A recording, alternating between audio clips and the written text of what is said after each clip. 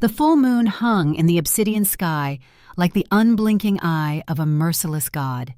Its silver light spilled across the ancient forest, turning the massive redwoods into sentinels of shadow and light. Toran Blackcrest stood at the edge of a cliff, his powerful frame silhouetted against the night. The wind carried the scents of pine, moss, and something more, the electric tang of coming rain. He inhaled deeply, filling his lungs with the essence of his territory. 15 years as Alpha King had carved lines of authority into his face. The moonlight traced the jagged scar that ran from his forehead through his left eyebrow and down his cheek, a permanent reminder of the battle that had won him his crown. At 45, Toran was in his prime, his body a testament to years of combat and survival. Yet tonight, a weight pressed upon his broad shoulders that had nothing to do with physical burdens. The pack was weakening. He could feel it in his bones, in the very marrow that connected him to every wolf under his protection. The younger generations were softer, their shifts less powerful, their connection to the old ways fading like morning mist. The borders of their territory shrank each season as humans encroached with their silver weapons and iron will. And now, reports of movement from the Stone Claws to the north, led by Ragnar Bloodfang, his half-brother and eternal rival. Toran closed his eyes, allowing memories to surface. The battle 15 years ago played in his mind with perfect clarity. Ragnar's fangs inches from his throat, the taste of his own blood filling his mouth, the moment when he should have died.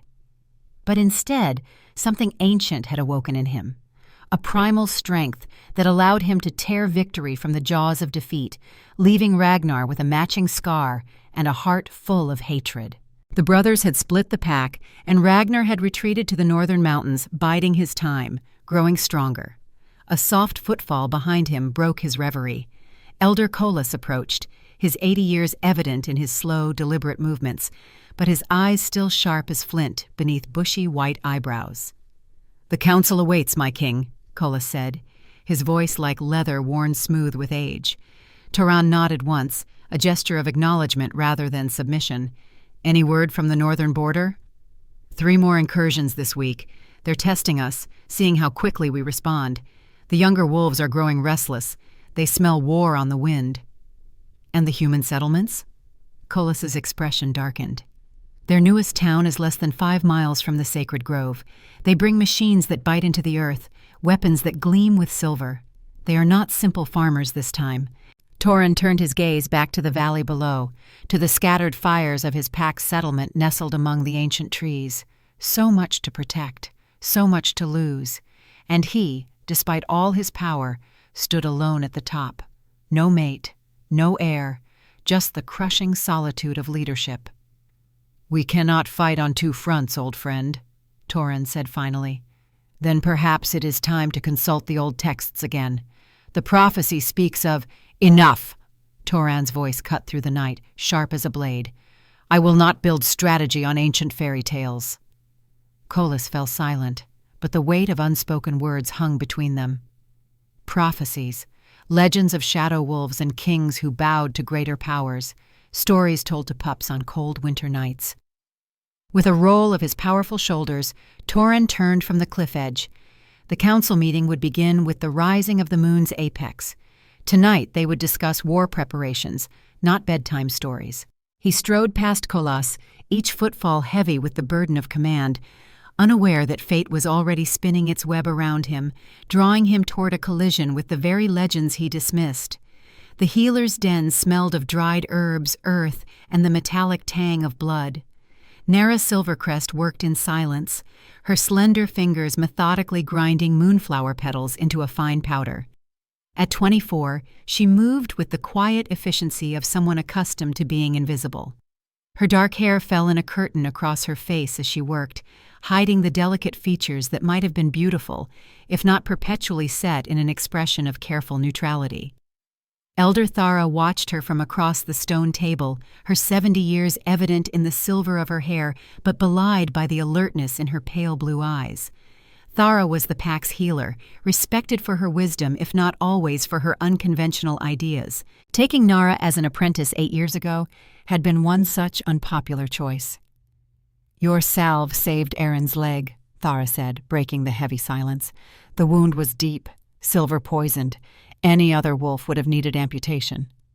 Nara acknowledged the praise with a slight nod, her eyes remaining focused on her work.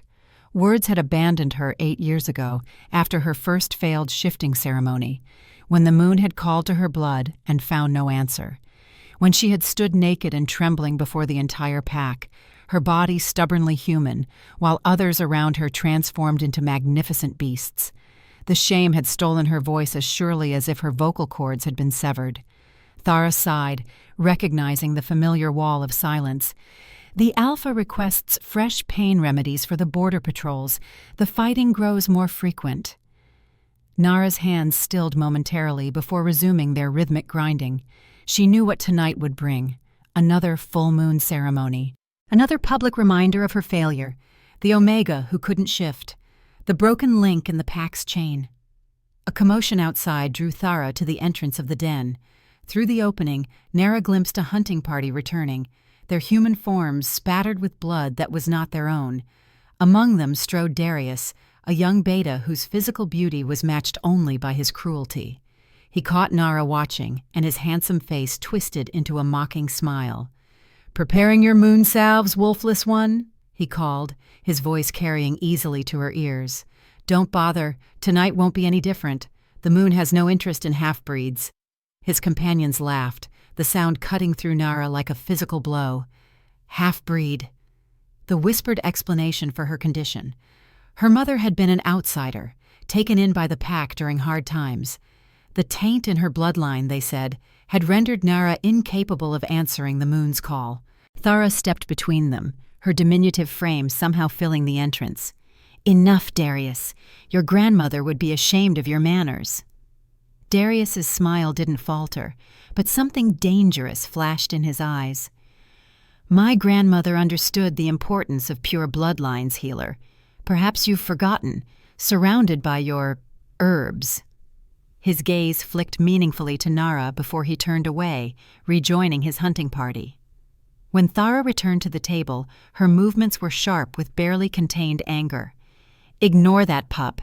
His bravado masks insecurity. He fears what he doesn't understand." But Nara had heard the words too many times to dismiss them. 8 years of whispers, taunts, and pitying glances had worn her down like water over stone. Tonight would bring more of the same. Another ceremony, another failure, another night of silent tears in the solitude of her small den on the outskirts of the settlement. She reached for a fresh mortar and began crushing dried wolfsbane, her movements mechanical. As she worked, her fingers began to move of their own accord, tracing strange symbols in the powdered herbs, spirals and crescents, lines that intersected in patterns that seemed to pulse with meaning. She had been drawing these symbols since childhood, compelled by something she couldn't name. When she realized what she was doing, she quickly swept her hand through the powder, destroying the evidence. But Thara had seen. The old healer's eyes widened slightly before her face composed itself once more. She said nothing, but Nara felt the weight of her gaze for the remainder of the afternoon, heavy with unspoken questions. As dusk approached, Nara completed her preparations for the ceremony. Fresh salves for those whose shifts might go wrong, tinctures for the pain that sometimes accompanied the transformation, bandages for the inevitable scuffles that would break out among the younger wolves, drunk on moonlight and power. When she finally stepped outside, the settlement was alive with pre-ceremony activity. Fires blazed in stone pits, meat roasted on spits, children ran between the dens, their excitement palpable. Tonight was a celebration for everyone else, a reaffirmation of their connection to their wolves, to the pack, to the ancient traditions that defined their existence. For Nara, it was another walk through fire. She kept her head down as she made her way toward the central clearing, carrying her basket of medical supplies. The voices around her dimmed as she passed, conversations pausing mid-sentence. She felt their stares like physical touches, a mixture of pity, disgust, and superstition. The wolfless one, the broken Omega, the bad omen. The central clearing was a vast circular space surrounded by ancient standing stones, their surfaces carved with symbols similar to those Nara unconsciously drew. At the far end, a raised stone platform served as the Alpha's seat. It was still empty. Torin would arrive last, once the pack had assembled. Elder Irena, a formidable woman of 65, whose silver-streaked black hair was pulled into a severe bun, directed preparations with sharp commands. Her gaze fell on Nara, her lips thinning with disapproval. "You will stand at the edge," she said, her voice carrying the authority of her position on the council. "Do not draw attention to yourself." As if she ever could, as if she ever would. Nara nodded once and moved to her designated position, setting her basket down beside her. The crowd swelled as more pack members arrived, their bodies humming with the anticipation of the shift. The air thickened with their collective energy, an almost tangible current that raised the fine hairs on Nara's arms. And then a hush fell over the gathering. Torin Blackcrest entered the clearing, flanked by the Council of Elders. His presence commanded attention, drawing every eye. He wore only simple leather breeches, his chest bare in preparation for the shift. The moonlight silvered the numerous scars that mapped his torso, each one a testament to battles fought and won. Nara had seen the Alpha from a distance many times, but never this close. His power was palpable, a physical force that seemed to bend the very air around him. His face was all hard planes and sharp angles, his jaw set in a perpetual expression of stern authority.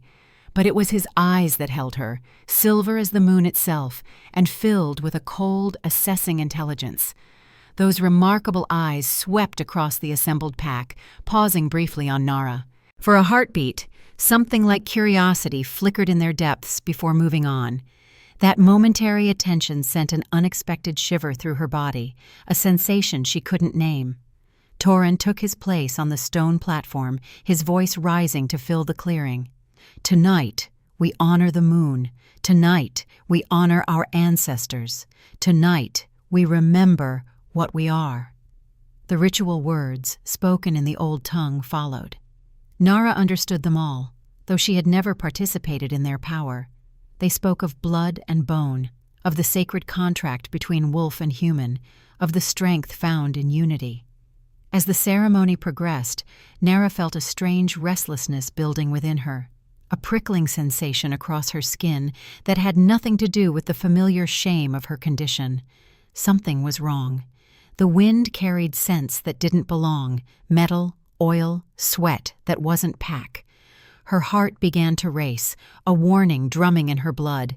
The moon reached its apex. The shifting began.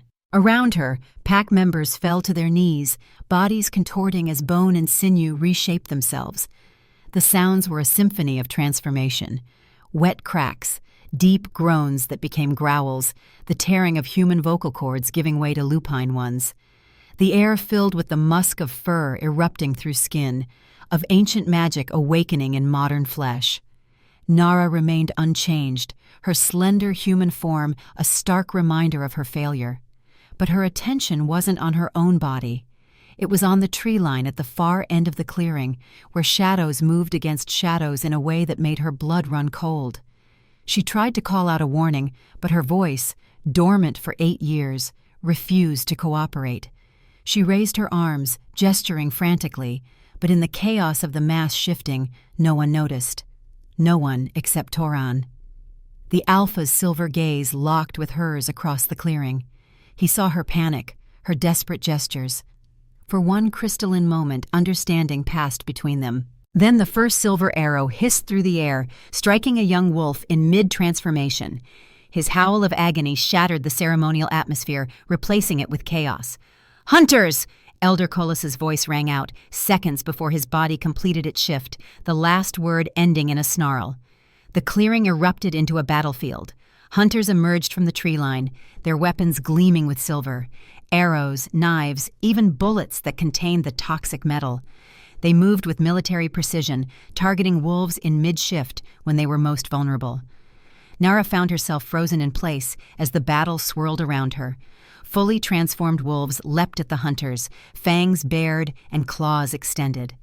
Those caught in mid-shift struggled to either complete the transformation or revert to human form, leaving them dangerously exposed. Through the chaos, she saw Torin. His shift was a marvel of control and power, his massive wolf form emerging in one fluid motion. His fur was the dark gray of storm clouds, his size dwarfing even the largest betas. A silver-tipped arrow glanced off his shoulder, drawing blood but not embedding itself in his flesh. He snarled, the sound reverberating through the clearing, and launched himself at the nearest hunter. Nara needed to move, to help the wounded, to find shelter, but her legs wouldn't respond. The wrongness of the attack, on a sacred night, in their most sacred space, had paralyzed her. A hunter broke through the defensive line of wolves. His cold eyes scanned the battlefield and landed on Nara, recognizing her human form as an easy target. A cruel smile split his bearded face as he raised his crossbow, the silver-tipped bolt aimed directly at her heart. Time seemed to slow. Nara saw the tension in his finger as it tightened on the trigger. She saw the gleam of moonlight on the deadly silver tip. She saw the hatred in his eyes. Not the rational fear of a human confronted with supernatural predators, but a deeper, cultivated loathing. This man didn't hunt wolves for safety or sport. He hunted them for extermination. The bolt flew true. Pain exploded in Nara's side as the silver tip embedded itself deep in her flesh, just below her ribs. The impact drove her backward, her body collapsing onto the cold stone of the ceremonial ground. Her hand instinctively went to the wound, coming away slick with blood that appeared black in the moonlight. The hunter advanced, drawing a long silver knife from his belt. His intention was clear. He would finish what the bolt had started. Nara's vision blurred with pain and fear. The silver burned in her veins like liquid fire, its poison spreading with each frantic beat of her heart. She was going to die here, broken and alone, without ever knowing what it meant to run with the pack, to feel the moon's power in her bones, to belong. Something inside her rebelled against this fate. Not a voice, not even a thought, but a presence that had always been there, dormant beneath her consciousness. It stirred now, awakened by her imminent death and the silver in her blood. The hunter stood over her, his knife raised. "An Omega," he grunted, his voice rough with contempt. "Weak, not even worth the silver." Beyond him, Nara caught glimpses of the battle, wolves falling to silver weapons, hunters being torn apart by powerful jaws, Torin, a blur of lethal grace, taking down 3 men in rapid succession. But there were too many hunters, too well-equipped, too prepared. This was not a random attack, but a calculated strike. As the knife began its downward arc toward her heart, something inside Nara shattered. The wall between her conscious mind and the ancient presence that had always dwelled within her collapsed. It wasn't her wolf. It was something older, darker, more powerful. Something that had been waiting for this exact moment of desperation and rage. Shadowheart. The name came to her with perfect clarity, though she had never heard it before. It rose through her body like a tide of midnight, filling every cell, every space between heartbeats. The silver that should have killed her instead became a catalyst, a key that unlocked a door sealed for generations. The world around her disappeared in a wash of absolute darkness. Her body dissolved, not into the form of a wolf, but into something far more primal. There was no cracking of bone or stretching of sinew, only an unraveling, a transformation so fundamental that it rewrote the very rules of her existence. The hunter's eyes widened in confusion, then terror, as his intended victim disappeared in a vortex of living shadow. The knife fell from his suddenly nerveless fingers. He tried to retreat, but it was too late. From the darkness rose a form both ancient and new. A creature shaped like a wolf, but far larger, its body composed of what appeared to be solid shadow, its edges flickering like black flame. Where eyes should have been, twin embers glowed with the light of dying stars, fixed on the hunter with terrible intelligence. Nara was both observer and participant in what followed. The shadow creature, Shadowheart, moved with impossible speed. Its maw opened, revealing not teeth, but a void that seemed to devour light itself. It did not bite the hunter. It unmade him. Where its shadow substance touched his flesh, matter simply ceased to exist, turning to fine gray ash that drifted away on the night air. The hunter didn't even have time to scream. The battle in the clearing froze. Wolves and hunters alike turned to witness the manifestation of something beyond their understanding. The shadow creature stood in the center of the clearing, its massive form radiating cold so intense that frost formed on the stones beneath it. The air around it seemed to bend, as if reality itself struggled to accommodate its existence. Its burning gaze swept across the assembled hunters, who broke ranks immediately. Their disciplined formation dissolved into panic as they fled toward the tree line. The shadow creature pursued, not running but flowing across the ground like liquid night. Each hunter it touched simply ended. Their existence erased so completely, it was as if they had never been. Through it all, Nara remained conscious, a passenger in her own transformation. She felt Shadowheart's hunger, its rage, its ancient loneliness. It was not mindless destruction. It was calculated elimination of a threat. Each hunter it chose to pursue, each life it extinguished, was selected with deliberate intent. The remaining hunters escaped into the forest, their screams fading into the distance. The shadow creature returned to the center of the clearing, its form slowly solidifying, becoming more defined.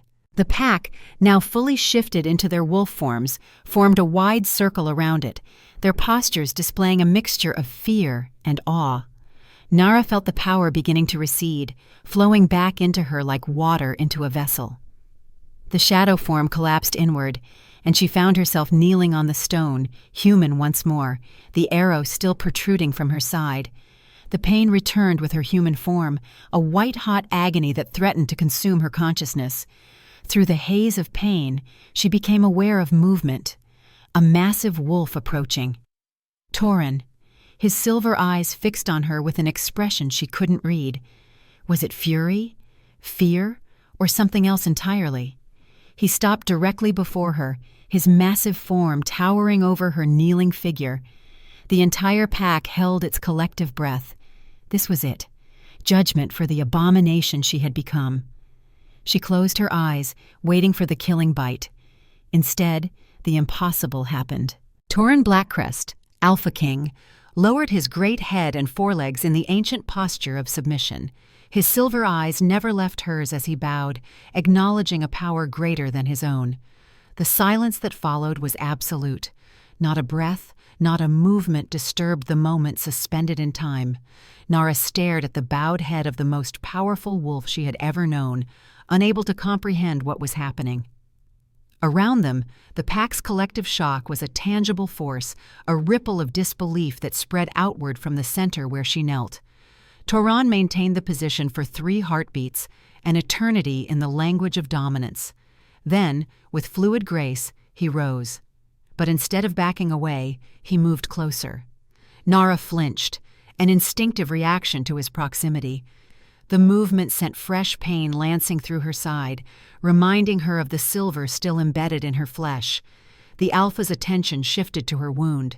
A low growl rumbled in his chest, not directed at her, but at the injury itself, at those who had caused it. Without warning, he leaned forward and gently caught the fabric of her tunic between his teeth. With incredible gentleness for such a powerful creature, he began to lift her from the ground. Understanding dawned. He was carrying her. The Alpha was carrying the wounded Omega, not to judgment, but to safety. As she was lifted, darkness began to creep in from the edges of her vision. The pain, the shock, the unprecedented events of the night, all conspired to push her toward unconsciousness. The last thing she saw before the darkness claimed her was Elder Irina's face, transformed by an expression of horrified recognition. The elder's lips moved, forming a word Nara couldn't hear, but somehow understood. Shadowheart. Then there was only the gentle swaying motion as Torin carried her away from the clearing, and the strange comfort of being held in the jaws of the most dangerous predator she had ever known. Awareness returned in disorienting fragments. The scent of cedar and dried herbs, the warmth of a fire, voices arguing in hushed, urgent tones. Pain, duller now but still present, radiating from her side in slow, throbbing waves. Nara opened her eyes to unfamiliar surroundings. She lay on a bed of soft furs in a large cave, its walls covered in ancient carvings that seemed to move in the flickering firelight. This was not the healer's den, nor any place she recognized from the pack settlement. "She wakes," came a familiar voice. Thara appeared in her field of vision, the old healer's face drawn with exhaustion and concern. Behind her stood Elder Colas, his human form restored, but bearing fresh wounds across his chest. And beyond him, partially hidden in shadow, the imposing figure of Toran Blackcrest. The Alpha had also returned to human form, his powerful body marked with cuts and bruises from the battle. He wore only leather breeches, leaving his torso bare. The scar that bisected his left eye seemed more pronounced in the firelight, giving his face an asymmetrical intensity that was both beautiful and terrifying. "How do you feel?" Thara asked, her cool hand coming to rest on Nara's forehead. Nara opened her mouth to respond, but found her throat still locked in its familiar prison of silence. Instead, she gestured weakly toward her bandaged side. "The silver is removed," Thara said, understanding the unspoken question. "It was deep, but you will recover. The wound is unusual." Something in her tone made Nara glance down at her side. Through a gap in the bandages, she could see the injury. The skin around the puncture was not inflamed as it should have been. Instead, it was marked with intricate patterns of black, as if the veins beneath had been filled with ink. The patterns formed the same symbols she had unconsciously drawn for years. "What am I?" The question formed in her mind with perfect clarity, but her lips remained stubbornly still. As if he had heard her thoughts, Toran stepped forward from the shadows. The firelight played across his features, highlighting the sharp angles of his face and the silver depths of his eyes. There was something in his expression Nara had never seen directed at her before, not pity or disgust, but a complex mixture of awe, curiosity, and recognition. "You are Shadowheart's vessel," he said, his deep voice filling the cave. "The first in 1,000 years." Elder Colas made a slight movement, a gesture that might have been meant to silence the Alpha. Toran's gaze flicked to him, a subtle warning in the silver depths, before returning to Nara. "My ancestor, the first king of these mountains, spoke of your kind in his journals," Toran continued. "The shadow that is not wolf, not human, but something far older, the darkness that protects the light." Nara's mind reeled. The presence she had felt all her life, the entity that had emerged when death seemed certain, it had a name, a history. She was not broken. She was different. "The council will fear her," Kola said quietly. "Already Irena speaks of cleansing rituals, of exile." "The council does not rule here," Toran replied, his voice hardening.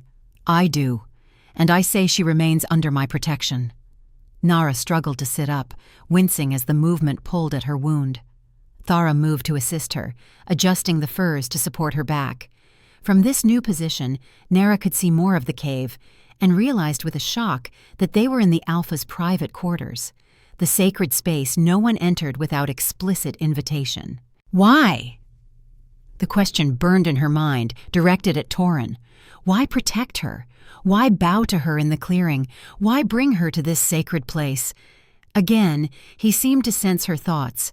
He approached the bed slowly, his movements deliberate, as if giving her time to retreat if she wished.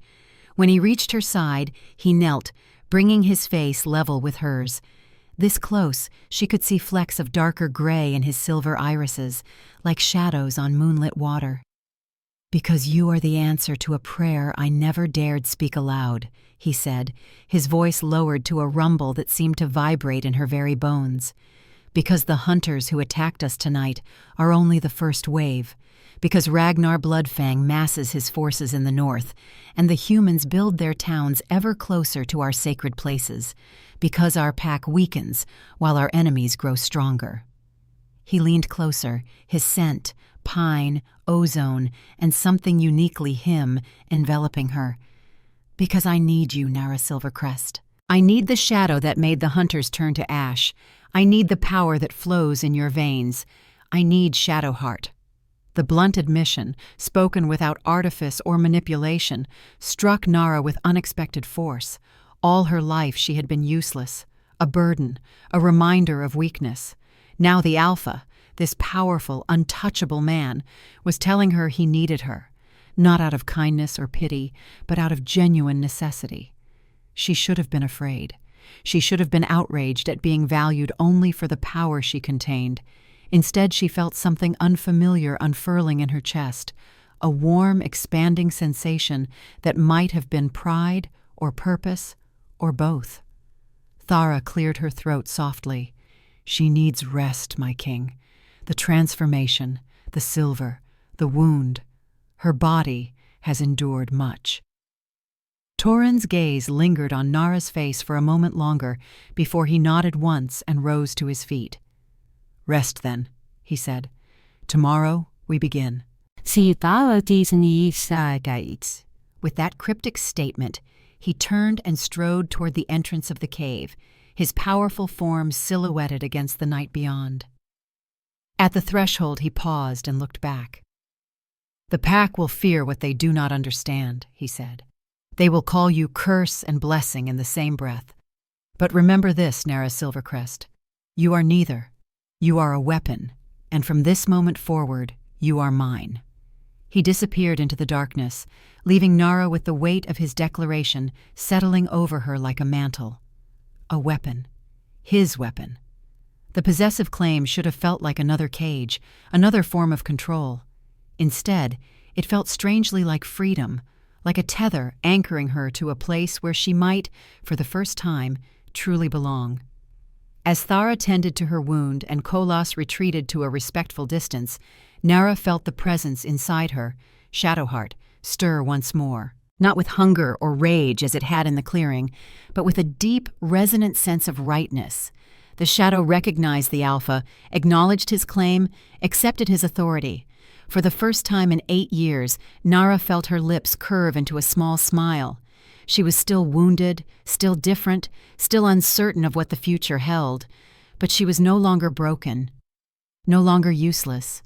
She was Shadowheart's vessel, and tomorrow, whatever that might bring, would be the first day of her new existence. Dawn broke over the mountains with tentative fingers of light, pushing back the darkness that had reigned throughout the night. Nara stood at the entrance of the Alpha's cave, her body still tender from the silver wound, but healing with unnatural speed.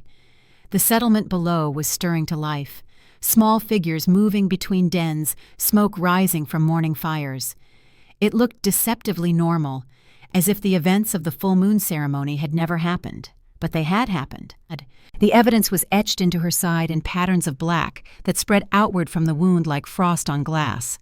More proof existed in the fearful glances cast toward the Alpha's cave, in the hushed conversations that ceased when anyone approached, in the pack members who gave the healing grounds a wide berth where the bodies of fallen wolves had been prepared for the final rites, and in the space where hunters had turned to ash, nothing grew, not even weeds. The sound of footsteps pulled Nara from her contemplation. Toran appeared beside her, his powerful frame casting a long shadow in the morning light. He had dressed in simple leather hunting garb, but there was nothing simple about the authority that radiated from him or the intensity in his silver eyes as they swept over the valley. "The border patrols report no sign of the remaining hunters," he said without preamble. "It's as if they vanished into the forest, or into ash," Nara thought, though her throat remained locked in its prison of silence. As if sensing her thought, Toran turned to look at her directly. "Today, we begin your training. Not here. There are too many eyes, too many opinions." He gestured toward a narrow path that wound upward along the mountainside. "There is a place higher up where the Ancient Ones left their knowledge. knowledge about what you carry within you." He started walking without waiting for her response, his expectation of obedience clear. Nara hesitated only briefly before following. The Alpha's protection meant survival, but it also meant submission to his will. A familiar position for an Omega, though nothing else about her situation remained familiar. The path grew steeper as they ascended, cutting through old-growth forest where massive redwoods filtered the sunlight into dappled patterns. Nara's wound pulled with each step, a reminder of how close she had come to death. Toran set a demanding pace, but occasionally he would pause, ostensibly to survey the territory below, but allowing her time to catch her breath. After nearly an hour of climbing, they reached a sheer rock face that appeared to be a dead end.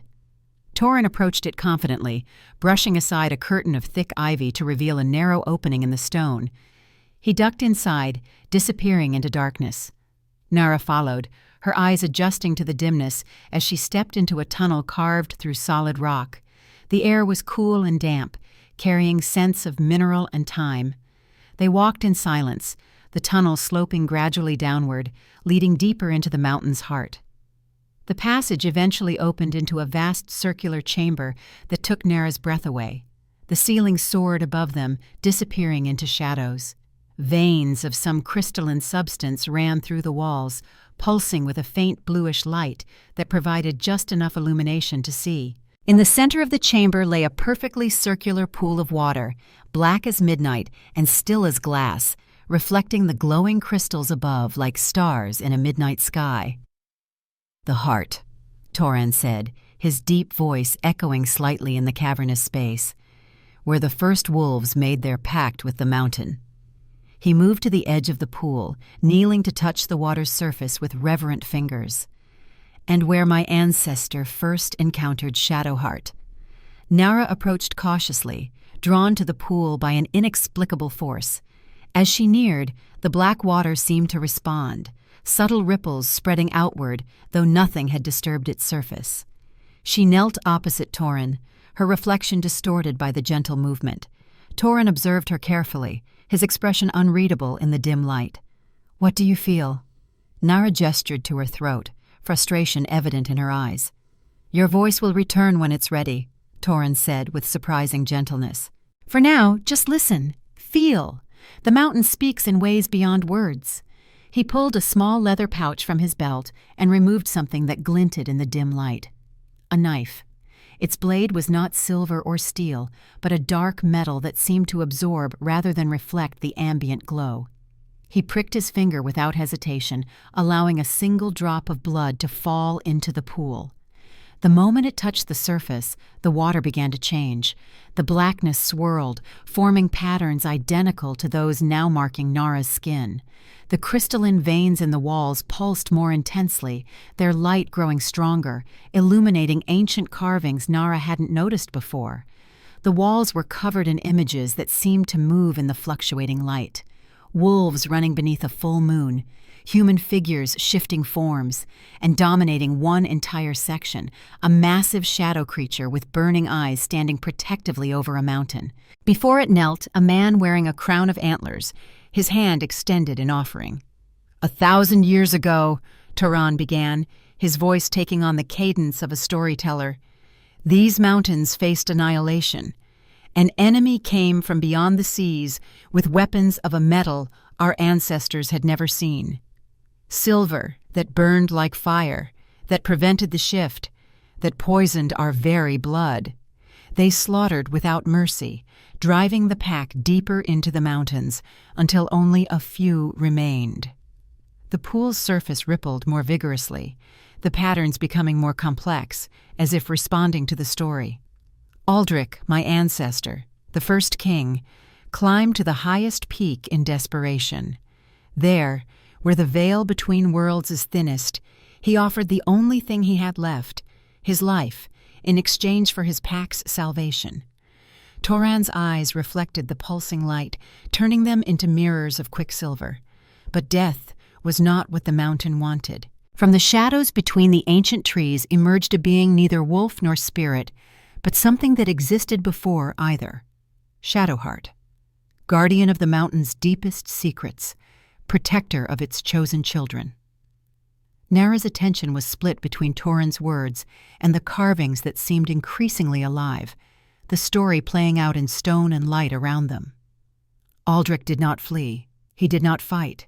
He knelt and offered his throat, acknowledging a power greater than his own, and in that moment of perfect submission, a pact was formed. Shadowheart would protect the pack from extinction. In return, Aldrich bound his bloodline to its service for all time. Torin gestured to the carved scene before them. "This is not just history, Nara. This is prophecy. For 1,000 years, Shadowheart has slumbered, awakening only in moments of greatest need. It has never taken physical form, never manifested as it did through you. Until now." He leaned forward, the intensity of his gaze pinning her in place. "Which means the threat we face is greater than any since the time of Aldrich. The question is whether you can control the power you channel or whether it will consume you." Nara glanced down at her reflection in the now turbulent water. The face that looked back was her own, but shadows moved beneath the surface, shaping themselves into something else entirely. Shadowheart, the entity that had saved her life and taken others, the power she had contained unknowingly her entire life. She raised her eyes to Torin's, a question in their depths. "How?" he interpreted correctly. Not through rage, not through fear. Those emotions called it forth in the clearing, but they are not the way to master it. He stood, circling the pool to kneel directly beside her. "Shadowheart is of the mountain. To command it, you must feel what the mountain feels. Patience, endurance, the slow, inexorable power of stone." He placed his hand on the ground between them. "Close your eyes. Feel the rock beneath you. It is alive in ways humans have forgotten how to perceive. It remembers the first rain, the first sunlight, the first creatures to walk upon its surface. It will be here long after we are gone." Nara hesitated, then closed her eyes.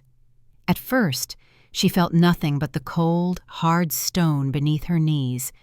But as she concentrated, allowing her awareness to expand beyond the boundaries of her skin, she began to sense something else. A vibration, a pulse, slow and steady, like the heartbeat of a slumbering giant. The mountain, it was alive. Not as animals or humans were alive, but in a deeper, more fundamental way. It existed on a timescale that made human lives seem like the brief flaring of matches in an eternal night. And it was aware. Of her, of Torin, of every creature that made its home within and upon it. The realization was overwhelming.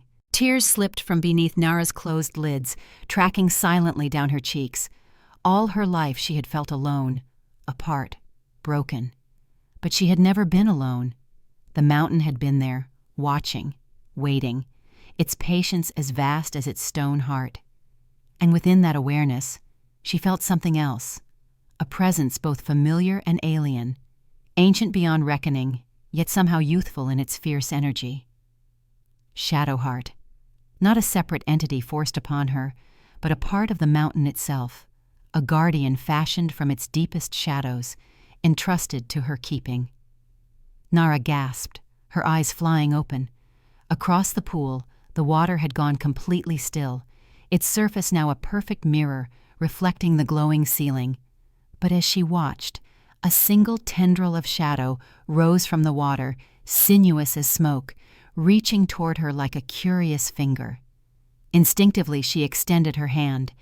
The shadow touched her skin, and a jolt of recognition passed through her entire body. This was what had saved her in the clearing. This was what had slumbered within her all her life, waiting for the perfect confluence of need and silver to awaken it.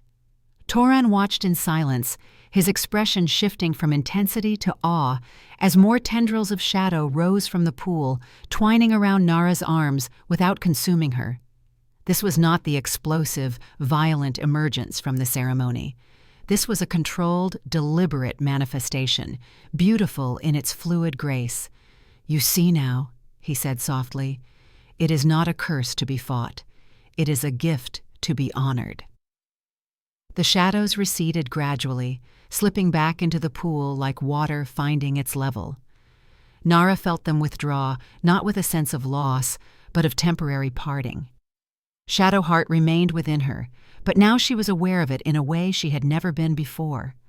A presence curled around her soul, watchful and waiting. Toran rose to his feet, extending a hand to help her up. As she took it, the contact sent another shock through her system.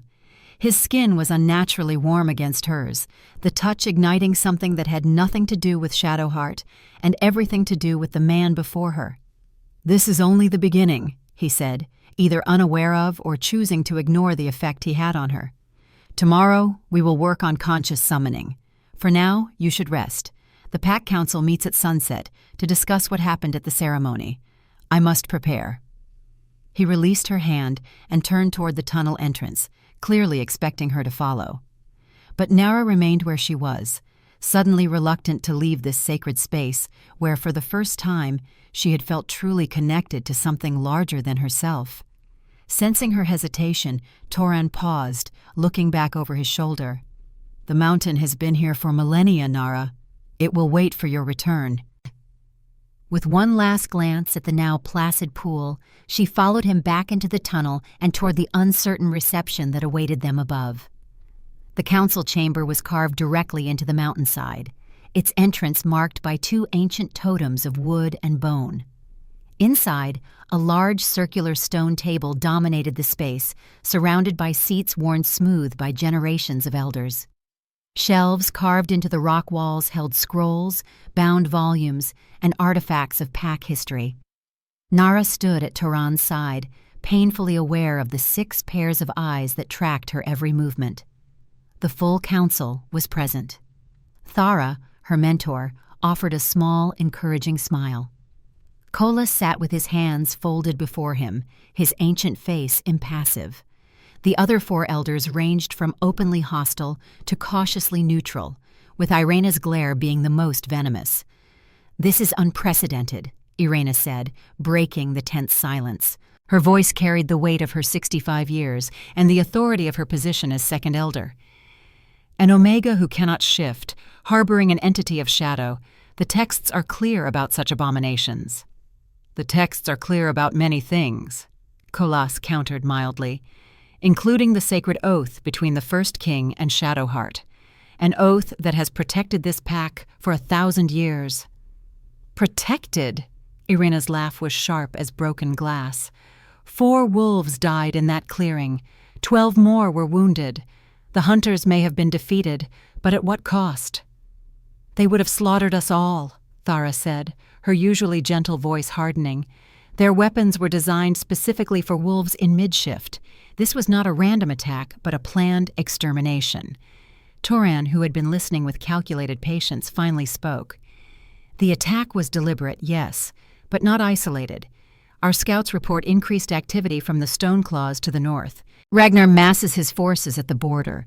The human town expands toward our territory from the east. We face threats on multiple fronts for the first time in generations." He placed his hands flat on the table, leaning forward slightly. "Shadowheart's emergence was not a coincidence. It was a response to existential threat, just as it was in Aldrich's time." Irena's eyes narrowed. "And are we to believe that this girl, this failed Omega, can control such power?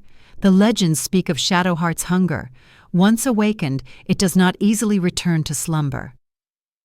All eyes turned to Nara, who stood with outward calm despite the storm of emotions raging within. She wished desperately that she could speak, could defend herself against Irena's accusations, but her voice remained locked away, a prisoner of her own making. "She will learn control," Toran stated with absolute certainty. "I will teach her." "Jo, and if she cannot learn?" This from Aram, a broad-shouldered elder with a face mapped by battle scars. "What then, my king? Do we wait until she consumes us all in shadow?" "Enough." Toran's voice was quiet, but carried the unmistakable edge of command. "I did not bring her here for your approval. I brought her here as a courtesy. Shadowheart has returned to us in our time of need, as the prophecy foretold. Nara Silvercrest is its chosen vessel. She remains under my protection and my authority." He straightened to his full impressive height. The council is dismissed. Prepare the pack for war. Ragnar will not wait long to test our defenses, especially once word of the hunter's failure reaches him." The elders rose one by one, some more reluctantly than others. Irena was the last to stand, her aged frame rigid with barely contained fury. "This is a mistake," she said, her voice pitched for Torin's ears alone, though Nara caught every word. "One your father would never have made." A muscle ticked in Torin's jaw, the only sign that the barb had struck home.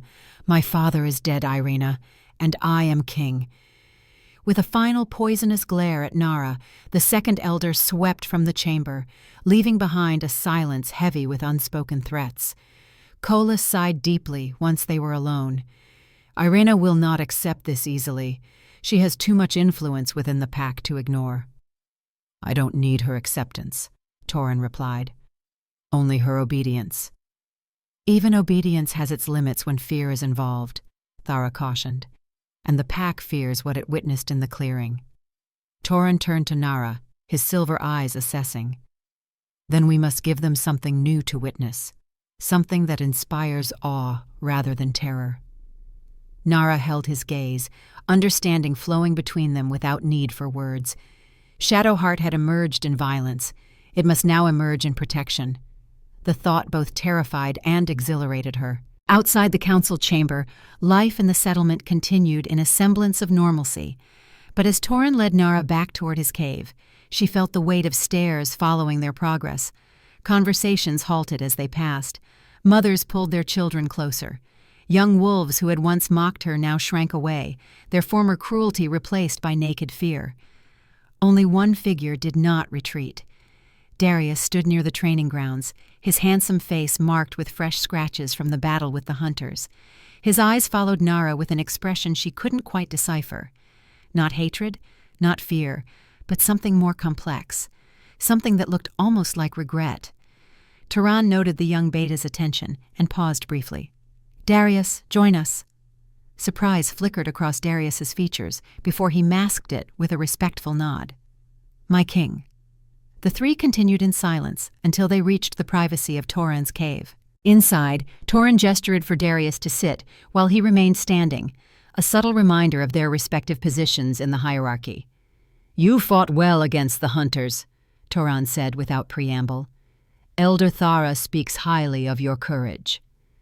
Darius inclined his head in acknowledgement, though his eyes kept darting toward Nara, who had positioned herself near the entrance, as far from him as the space allowed. "I have a task for you," Torin continued, "one that requires absolute discretion and loyalty."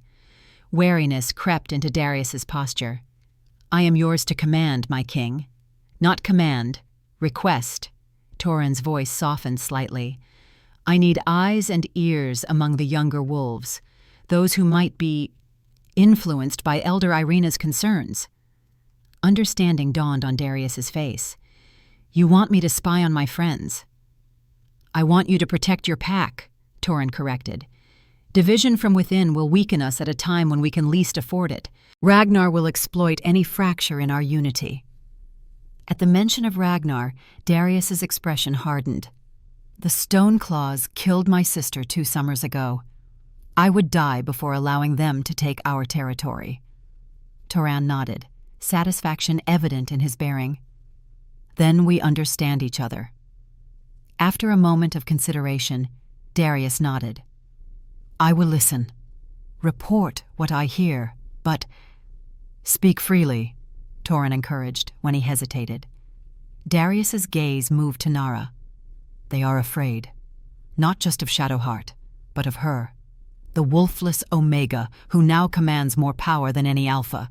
It challenges everything we understand about pack hierarchy." His honesty surprised Nara. This was not the cruel youth who had mocked her relentlessly. This was a wolf concerned for his pack's stability. Toran considered the young beta thoughtfully. Change is always difficult, but necessary for survival. The strongest pack is not the one that remains rigid, but the one that adapts. He moved toward Nara, placing a hand on her shoulder in a gesture both protective and possessive. "Nara is under my protection. More than that, She is essential to our future. Make sure your friends understand this." The message was clear. Support Nara or face the Alpha's displeasure. Darius bowed his head in acquiescence, though Nara caught a flicker of something like curiosity in his expression before he composed his features once more. "You may go," Toran said. "Report anything unusual directly to me." When Darius had departed, Toran turned to Nara, his hand still warm on her shoulder. "Not everyone will be against you. We need allies, not just obedience born of fear."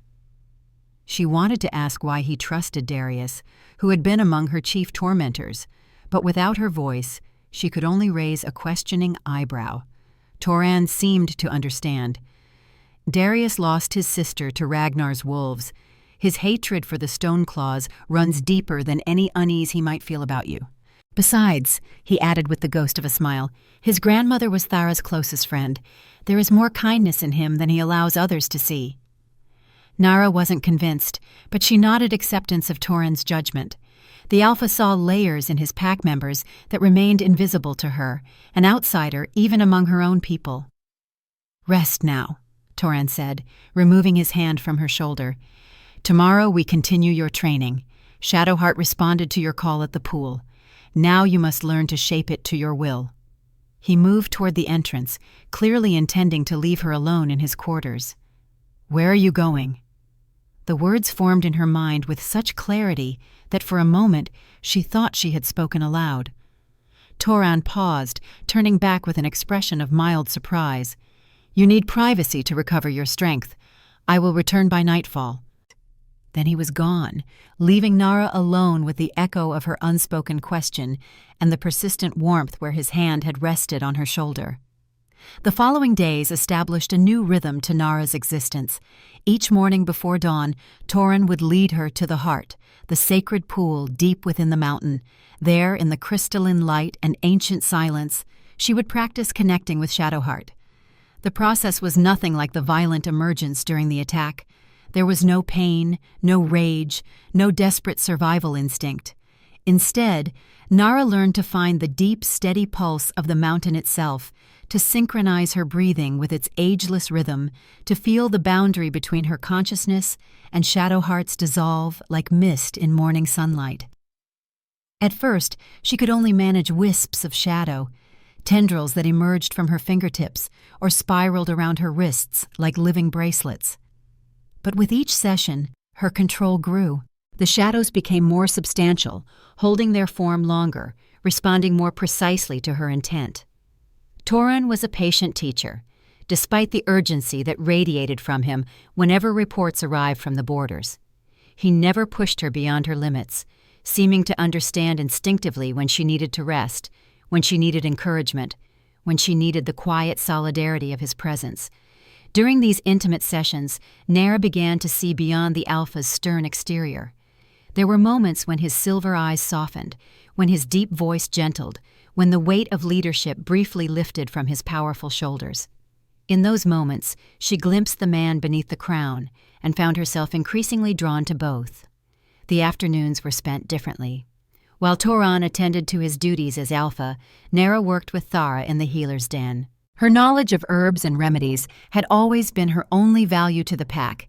Now it provided a small sense of normalcy in her transformed existence. It also gave her a vantage point from which to observe the shifting attitudes of the pack. Some, like young mothers with pups, still avoided her entirely. Others watched her with wary curiosity from a safe distance. A few, mostly those who had been present at the clearing and seen Shadowheart destroy the hunters, showed a new deference that bordered on fearful respect. And then there was Darius, whose behavior had undergone the most startling transformation. Where once he had led the mockery, now he intervened when others spoke against her. His protection was not friendly exactly, but it was consistent and effective.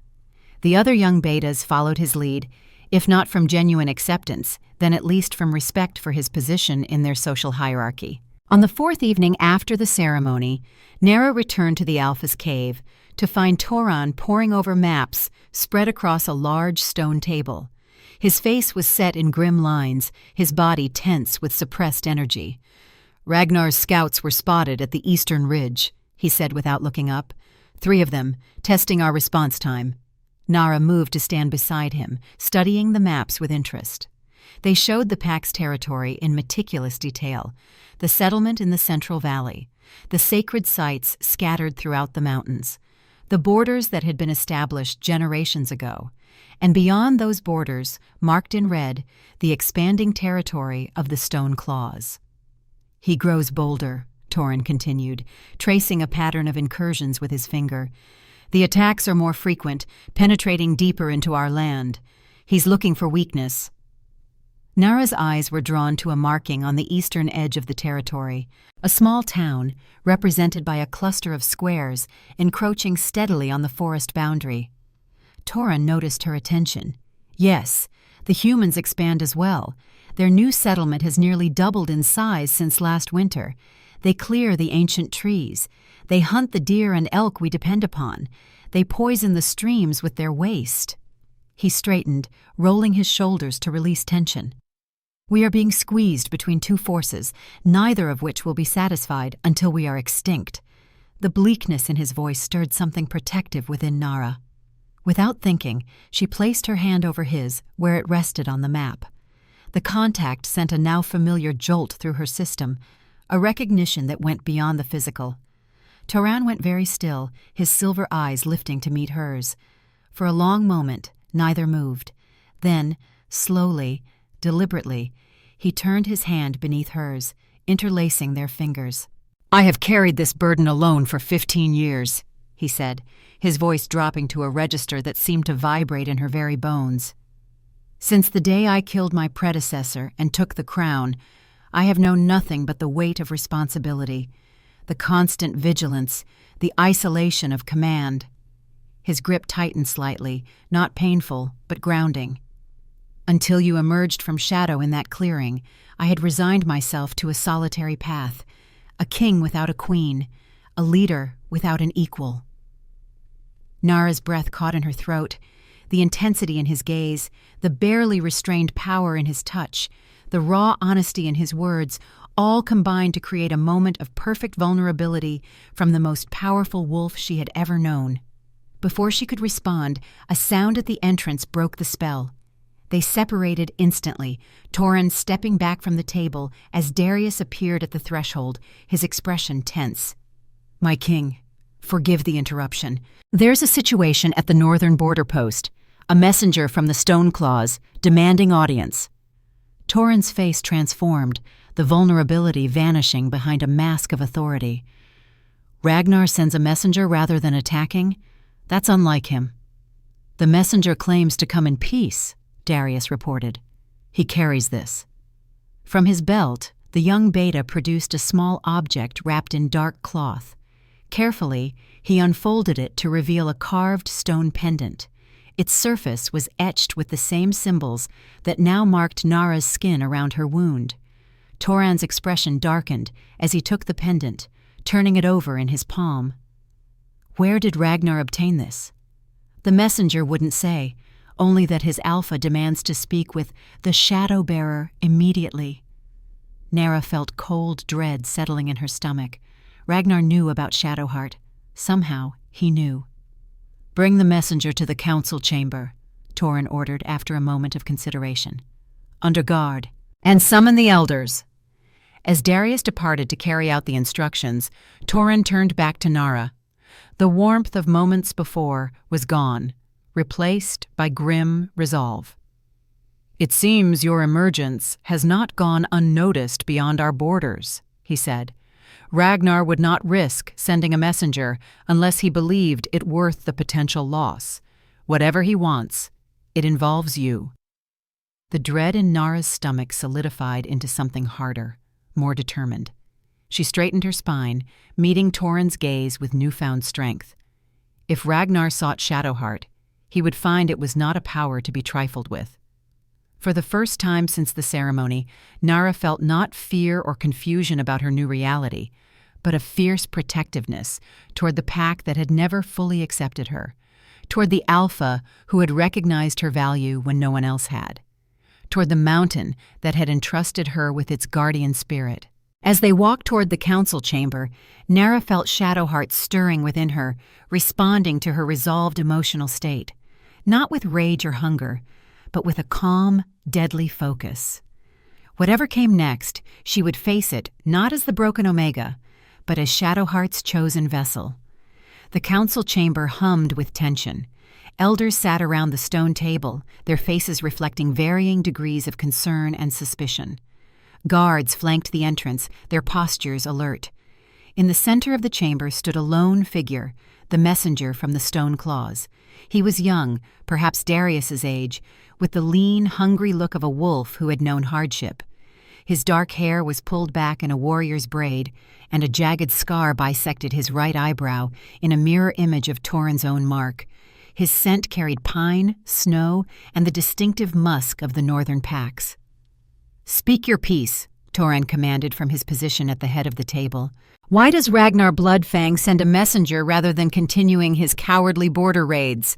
The young wolf's eyes flashed at the insult to his alpha, but he controlled himself admirably. "I am Kale, Beta to Ragnar Bloodfang, Alpha of the Stone Claws. I come bearing an offer of parley." "Parley?" Elder Irina scoffed. "Since when does your alpha negotiate rather than take?" Kale's attention shifted briefly to the second elder before returning to Torin. "Circumstances change, Elder. The emergence of Shadowheart changes many things." A murmur ran through the chamber at the casual mention of the shadow entity. Torin's expression remained impassive, but Nara, standing slightly behind his chair, sensed his surprise. "And how does Ragnar know of such matters?" Torin asked, his voice dangerously soft. "Because the prophecy belongs to both our packs," Kale replied. "Or have you forgotten that the Stoneclaws and the Shadow Wolves were once a single bloodline?" The revelation sent another wave of whispers around the table. Nara saw Elder Colas nod slightly, as if confirming something long suspected. "The split occurred after Aldrich's time," Kale continued, "when two brothers fought for the right to lead. One brother took those loyal to him north, to the Stone Peaks. The other remained here, in the shadow of the sacred mountain, but both carried the knowledge of Shadowheart. Both preserved the prophecy." He reached into his tunic and withdrew a scroll, aged and yellowed with time. "This is our copy of the original pact. It speaks not just of Shadowheart's protection, but of its purpose, to reunite what was divided when the time of greatest need arrives." Torin sat forward slightly. "And Ragnar believes that time is now." "We face extinction from the humans," Kale stated bluntly. "Their weapons grow more sophisticated, their numbers multiply. Their hunger for territory knows no bounds.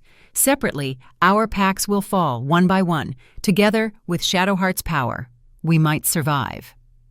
He turned, his gaze finding Nara with unerring accuracy, despite her position in the shadows. "My alpha wishes to meet with the Shadowbearer, to verify the prophecy, to discuss the terms of reunification."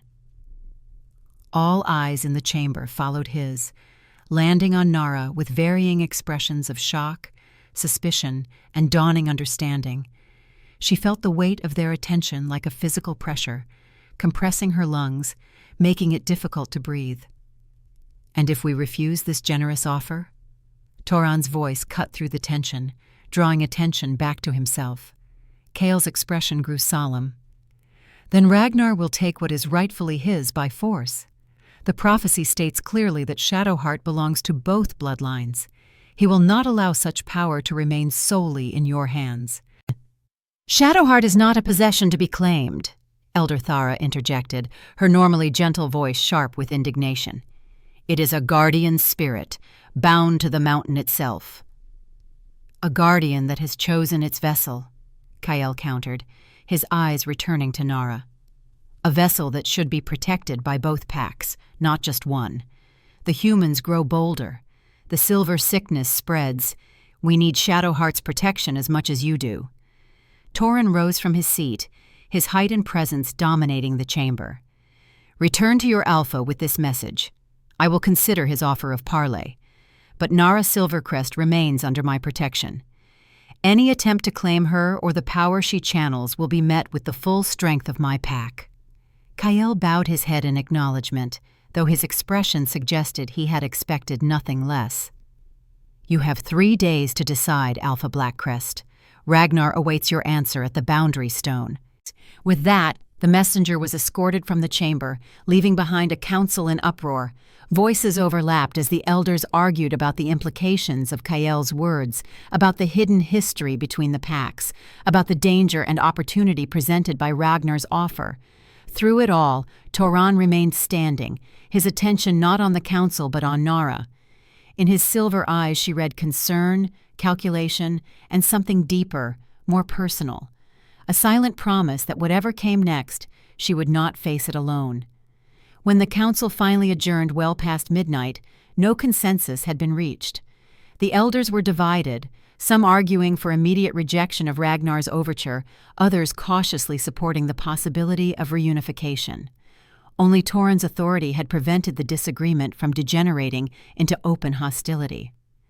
As they walked back toward Toran's cave under a sky thick with stars, the Alpha was uncharacteristically silent. Nara could feel the tension radiating from him, a tightly coiled energy that made the air between them virtually crackle. Once inside, he moved directly to the far wall where a small cabinet had been carved into the stone. From it, he withdrew an ancient leather-bound volume, its cover worn smooth by generations of hands. He brought it to the fire pit at the center of the cave, where flames cast dancing shadows across the walls. "My father's journal," he explained, opening the book carefully, "and his father's before him, back to Aldrich's time. The true history of our pack, not the sanitized version the elders preserve." He turned pages with reverence until he found what he sought. "Here, the account of the Great Division when the brothers Thorn and Kalar fought for leadership after Aldrich's death." Nara moved closer, peering at the faded script. Though she could not speak, she had learned to read from Thara, one of the few skills that had earned her any respect in the pack. "The official history tells of an honorable split, 2 brothers choosing different paths," Toran continued. "The truth was far bloodier. Kalar, the younger brother, attempted to murder Thorn in his sleep. When the attempt failed, he fled north with his followers, taking with him sacred artifacts and texts, including half of the original prophecy." He pointed to a passage in the journal. Without the complete text, neither pack could fully understand Shadowheart's purpose. "We knew it was a protector, bound to our bloodline. The Stoneclaws apparently knew it was meant to reunite the divided packs. Neither of us knew the complete truth." Nara's mind raced with implications. If Ragnar possessed the other half of the prophecy, if reunification was truly Shadowheart's purpose, then her emergence had implications far beyond the protection of Toran's pack alone. "Ragnar is not motivated by preservation," Toran said, closing the journal. "Whatever he claims through his messenger, he wants Shadowheart as power for himself, to establish dominance over both packs, to fulfill his father's dream of total control." He raised his eyes to meet Nara's, the firelight reflecting in their silver depths. "But there's something he doesn't know, something even our elders have forgotten. Shadowheart chooses its vessel. It cannot be taken by force or coercion. It responds to worthiness, not ambition." The implication hung in the air between them. Shadowheart had chosen her, not Toran, despite his alpha status, not Ragnar, despite his claim to the bloodline. Her, the wolfless Omega, deemed worthy by an entity older than the packs themselves. Toran set the journal aside and moved toward Nara with deliberate steps. When he stood before her, close enough that she could feel the heat radiating from his body, he did something completely unexpected. He knelt. The most powerful alpha in generations lowered himself to one knee before her, his silver eyes never leaving hers, his expression a complex mixture of respect, wonder, and something deeper, more primal. "I have been arrogant," he said, his voice a low rumble that seemed to vibrate in her very bones. "Believing I could train you, control you, use you as a weapon against my enemies. But the truth has always been there, from the moment I bowed to you in the clearing. Shadowheart did not choose you to serve me. It chose you to lead alongside me." He reached for her hand, enfolding it in his much larger one. I don't know what Ragnar plans, what trap he may be setting with this talk of prophecy and reunification. But I do know this: whatever comes next, we face it together. Not as Alpha and Omega, not as protector and protected, but as equals. The declaration, spoken with such raw honesty, struck Nara to her core. All her life she had been less than, the broken wolf, the failed shifter, the burden. Now this man, this Alpha who could have anyone he wanted, was offering her equality, partnership, a place at his side not out of pity or necessity, but out of genuine recognition of her worth. Something shifted within her, a barrier breaking, a dam bursting, a lock finally opening.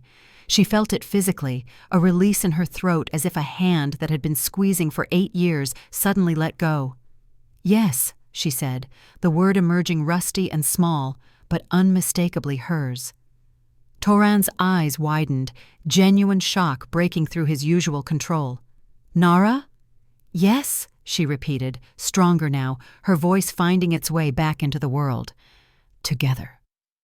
He rose slowly, never releasing her hand, disbelief and joy warring for dominance in his expression.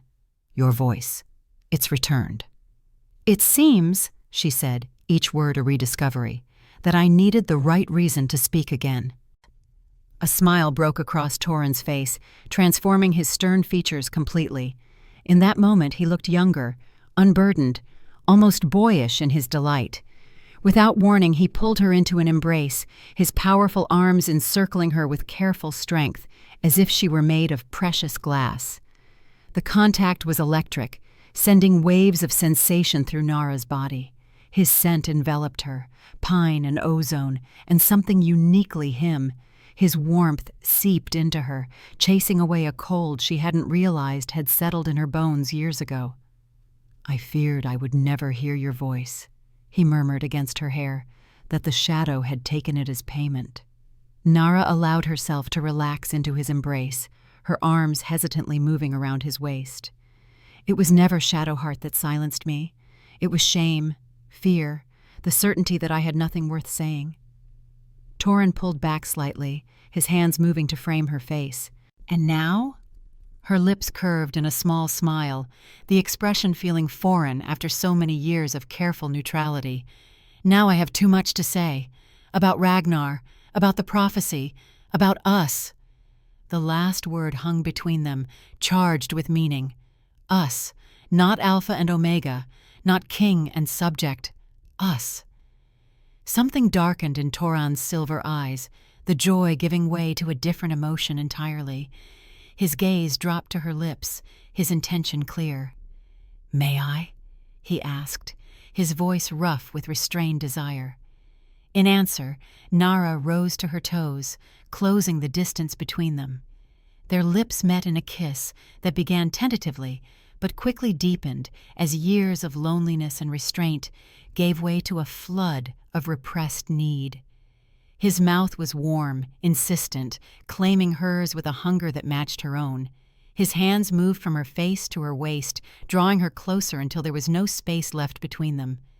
Nara felt something stir within her, responding to the intensity of the moment. Shadowheart, awakening not in threat, but in recognition. As the kiss deepened, she sensed the familiar cooling of the air around them, the subtle darkening of the shadows cast by the fire. Toran felt it too. He broke the kiss, his breathing ragged, to look at the space around them. Tendrils of shadow, delicate as smoke, had emerged from Nara's skin, twining around them both like living vines, not threatening, not consuming, but connecting, binding them together in ways beyond the physical. "It recognizes you," Nara whispered, understanding flowing through her. Not as master or servant, but as counterpart, the king and the shadow, bound by something older than either. Toran watched in awe as the shadows caressed his skin, without harming him, accepting his touch when he cautiously raised a hand to them. "All these years, we misunderstood. Shadowheart isn't just a weapon or a protector. It's a bridge, between human and wolf, between divided bloodlines, between you and me," Nara finished softly. The shadows receded gradually, withdrawing into Nara, but leaving behind a connection that both could feel, a resonance that hummed between them like a perfectly tuned string. She knew with sudden clarity that this was what had been missing in her life, not just her voice or her wolf form, but this profound connection to another soul. "Tomorrow we go to the heart," Toran said, his forehead resting against hers. "Before we face Ragnar, before we decide on reunification, you must fully awaken Shadowheart. Not in rage or defense, but in perfect communion. The mountain has waited 1,000 years for its chosen vessel. It's time to answer its call." Nara nodded, a newfound certainty settling over her. Whatever trials lay ahead, whatever Ragnar intended with his talk of prophecy and reunification, she would meet them not as the broken Omega, but as Shadowheart's chosen. With Toran at her side, her voice restored, her purpose clear, she was ready to embrace the destiny that had always been hers.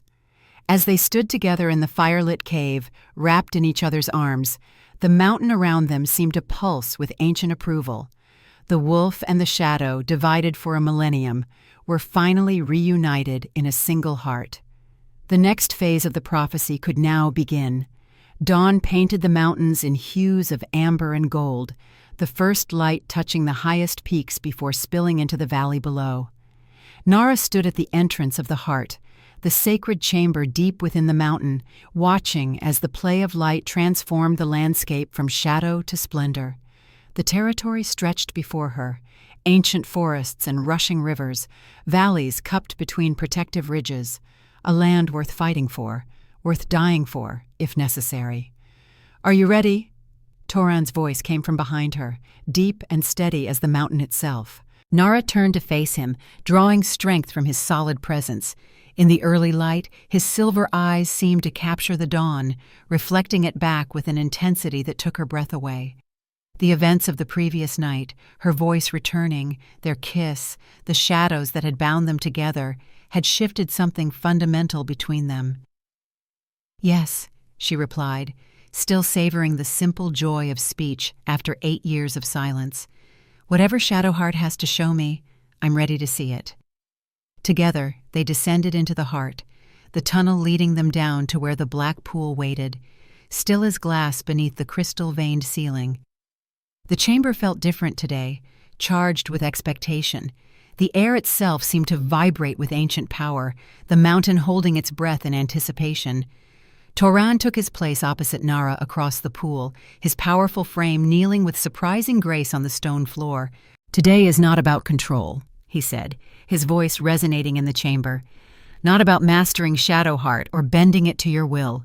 Today is about complete surrender, about becoming one with what has always been a part of you."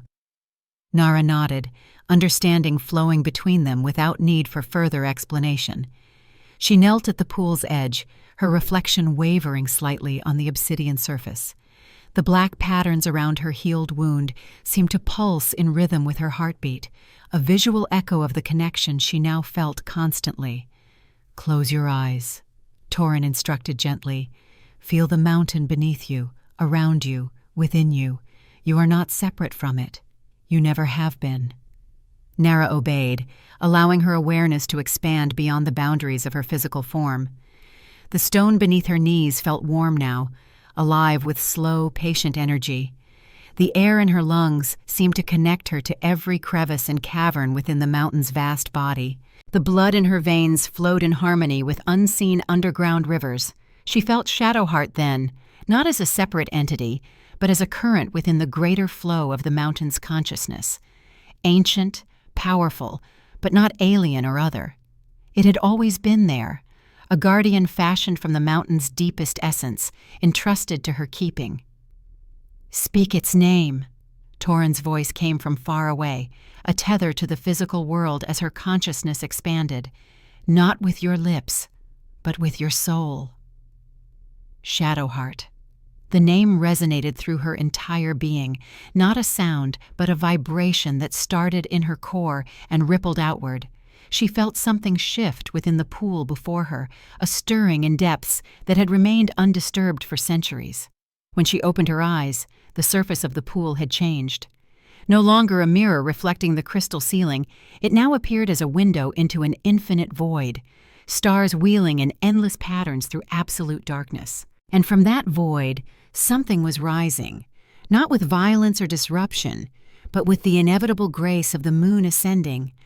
A form coalesced from the darkness, taking shape as it emerged from the pool, wolf-like in its basic structure but far larger, its body composed of what appeared to be living shadow, its edges rippling like black flame.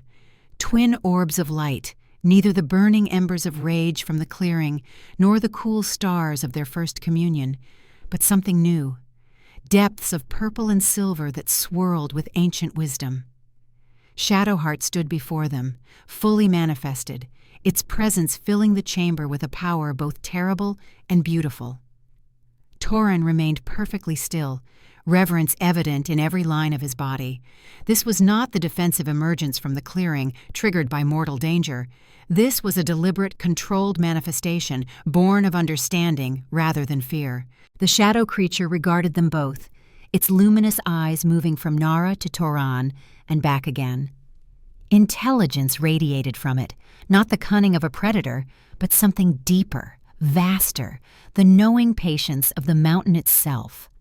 It lowered its great head until it was level with Nara's. She felt no fear, only a profound sense of recognition. Instinctively, she raised her hand. The creature pressed its muzzle against her palm, and a shock of connection coursed through her entire body. Images cascaded through her mind, too rapid to fully comprehend yet somehow perfectly understood. The formation of the mountain in fire and pressure, the first wolves to make their home in its shadow, the pact with Aldrich, born of desperation and courage, the division of the packs, brothers turning against brothers, centuries of waiting, watching, sleeping within the mountain's heart until the time was right, until she was born. The realization staggered her. Shadowheart had been waiting for her specifically. Not just any vessel, but her. The wolfless Omega, whose very inability to shift, had created the perfect vessel for a different kind of transformation. The shadow creature turned from her to Torin, who remained kneeling in perfect stillness. It approached him with deliberate steps, its massive form dwarfing even the Alpha's impressive physique. For one breathless moment, Nara feared for him. Despite their connection, despite the shadows that had embraced him the night before, Shadowheart remained a power beyond mortal comprehension. If it chose to, it could unmake the Alpha as easily as it had the Hunters. But there was no aggression in its movements, no hunger in its luminous gaze. It stopped before Toran and lowered its head once more, not in submission this time, but in acknowledgement. Then it did something that made Nara's heart clench with the emotion she couldn't name. It extended one shadow limb and drew a symbol on the stone floor between them.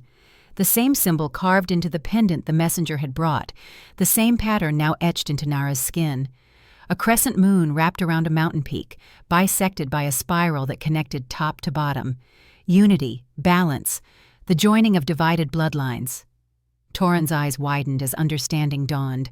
The prophecy, he breathed. Not just protection, not just power, unity. The shadow creature's form rippled, as if pleased by his comprehension. Then it turned, facing both of them together, and lowered its massive body in a gesture that was unmistakable. Not submission, but service freely given. It was offering them something, asking something of them both. "What does it want?" Nara whispered, the magnitude of the moment almost overwhelming. Toran rose slowly to his feet, moving to stand beside her. His hand found hers, fingers interlacing with quiet strength. "It wants what it has always wanted, to fulfill its purpose, to mend what was broken, to unite what was divided." The shadow creature's eyes flared brighter, confirmation in their luminous depths. "Ragnar," Nara said, the name like stone on her tongue. "He holds the other half of the prophecy. The stone claws were once part of our pack." "And must be again," Torin finished, the weight of generations in his voice. "Not through conquest or submission, through true union." The very idea seemed impossible.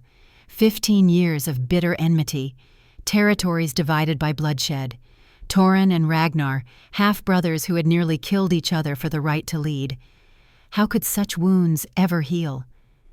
As if sensing her doubt, Shadowheart moved closer, its great head coming to rest against her chest. Warmth spread through her, not physical but spiritual, a certainty that transcended rational thought. This was her purpose. This was why she had been born without a wolf form. This was why Silver, which should have killed her, had instead awakened something greater. "I understand," she said, both to Shadowheart and to Torin. "We must try, for the sake of both packs, for all our futures." The shadow creature pulled back, satisfaction evident in its bearing.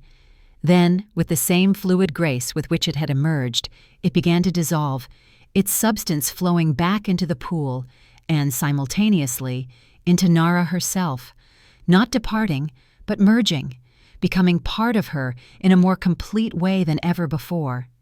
As the last wisps of shadow disappeared, Nara felt a profound shift within herself. Shadowheart remained present, but no longer as a separate consciousness.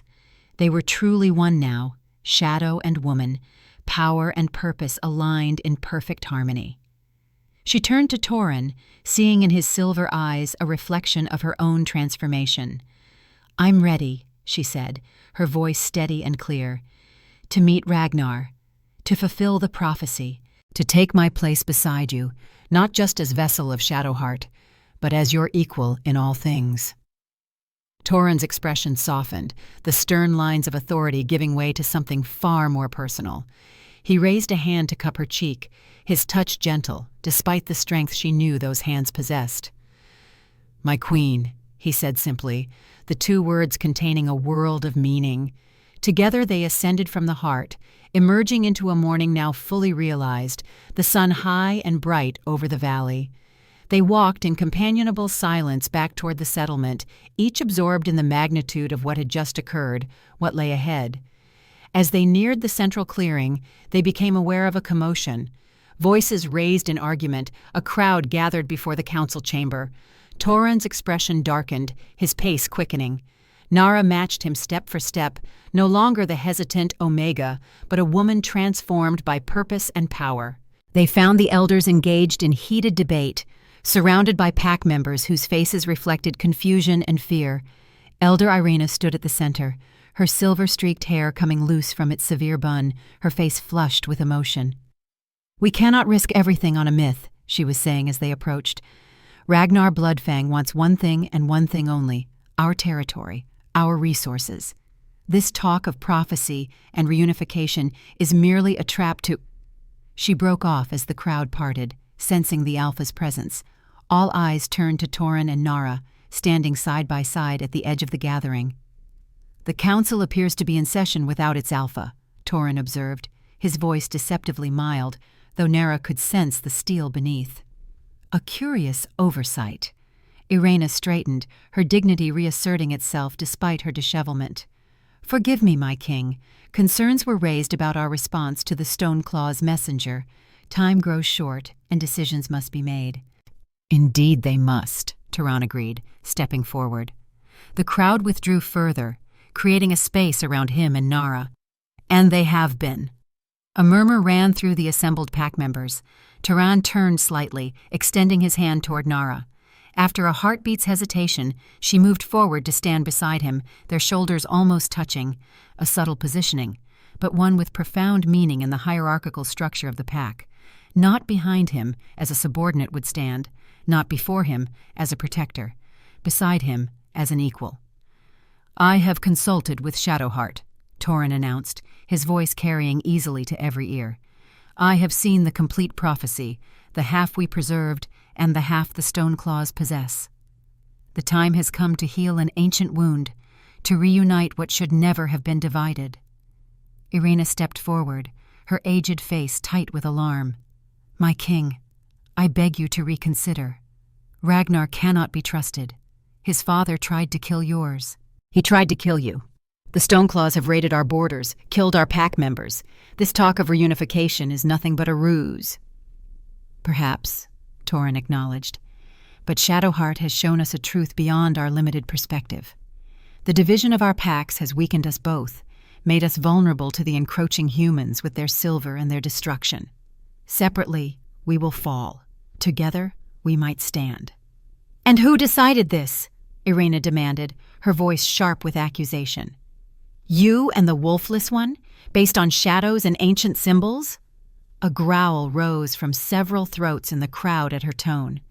Disrespect to the Alpha was not tolerated, even from a second elder. Before Toran could respond, Nara stepped forward. The crowd's reaction was immediate and visceral. Those nearest drew back, eyes widening, breaths held. They had not forgotten what she had done in the clearing, the power she commanded. "I have a name," she said, her voice carrying clearly across the suddenly silent gathering. Many had never heard her speak before, her voice having returned only the previous night. "I am Nara Silvercrest. I am Shadowheart's chosen vessel. And yes, Elder Irina, I have seen the truth in shadow and stone, in the mountain's memory and the prophecy's promise." Murmurs rippled through the crowd at her boldness, her clear speech, the authority in her bearing. She was no longer the silent, broken Omega they had pitied or mocked. Something had changed, fundamentally and irrevocably. "The division of our packs was born of betrayal and bloodshed," she continued, meeting Irina's hostile gaze without flinching. Kalar's attempt to murder his brother Thorn split what should have remained whole. For generations, that wound has festered, weakening both bloodlines, distorting our understanding of the prophecy. Surprise flashed across Irina's face at Nara's knowledge of pack history, details not commonly shared beyond the elders. Elder Kolas moved to stand beside Irina, his ancient face somber, but his eyes bright with interest. "You speak of matters recorded only in the Alpha's journals," he said. "How do you know of Kalar's betrayal?" "Shadowheart knows," Nara replied simply. "It was there. It has always been there, watching, waiting for the moment when healing could begin." Toran moved forward again, his presence commanding attention without effort. "In 3 hours, we depart for the Boundary Stone to meet with Ragnar, not to surrender, not to fight, but to listen, to see if reunification is truly possible." "And if it is a trap?" Elder Thara asked, her voice gentle but concerned. Toran's expression hardened. "Then we will respond accordingly. Ragnar is not the only one with teeth and claws." Or shadows, Nara thought, feeling Shadowheart stir within her, alert but calm, ready but not eager. "Those who wish to accompany us may do so," Toran continued.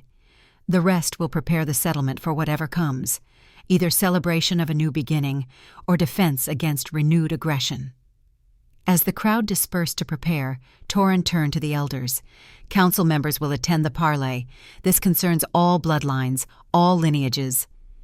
Irina's lips thinned in displeasure, but she nodded stiffly. As she turned to leave, her gaze met Nara's one final time. In the depths of those aged eyes, Nara saw not just resistance or fear, but something colder, more calculated.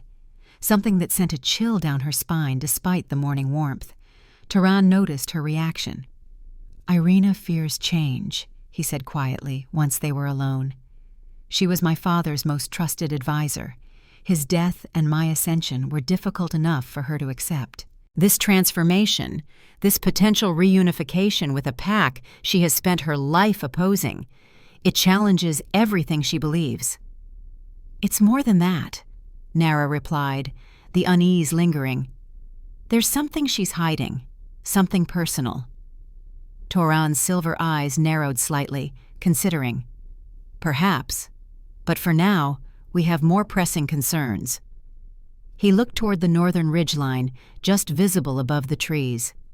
"Ragnar waits at the Boundary Stone, and with him, our future, for better or worse." The Boundary Stone stood at the highest point of the pass between territories, a massive granite monolith carved with the symbols of both packs.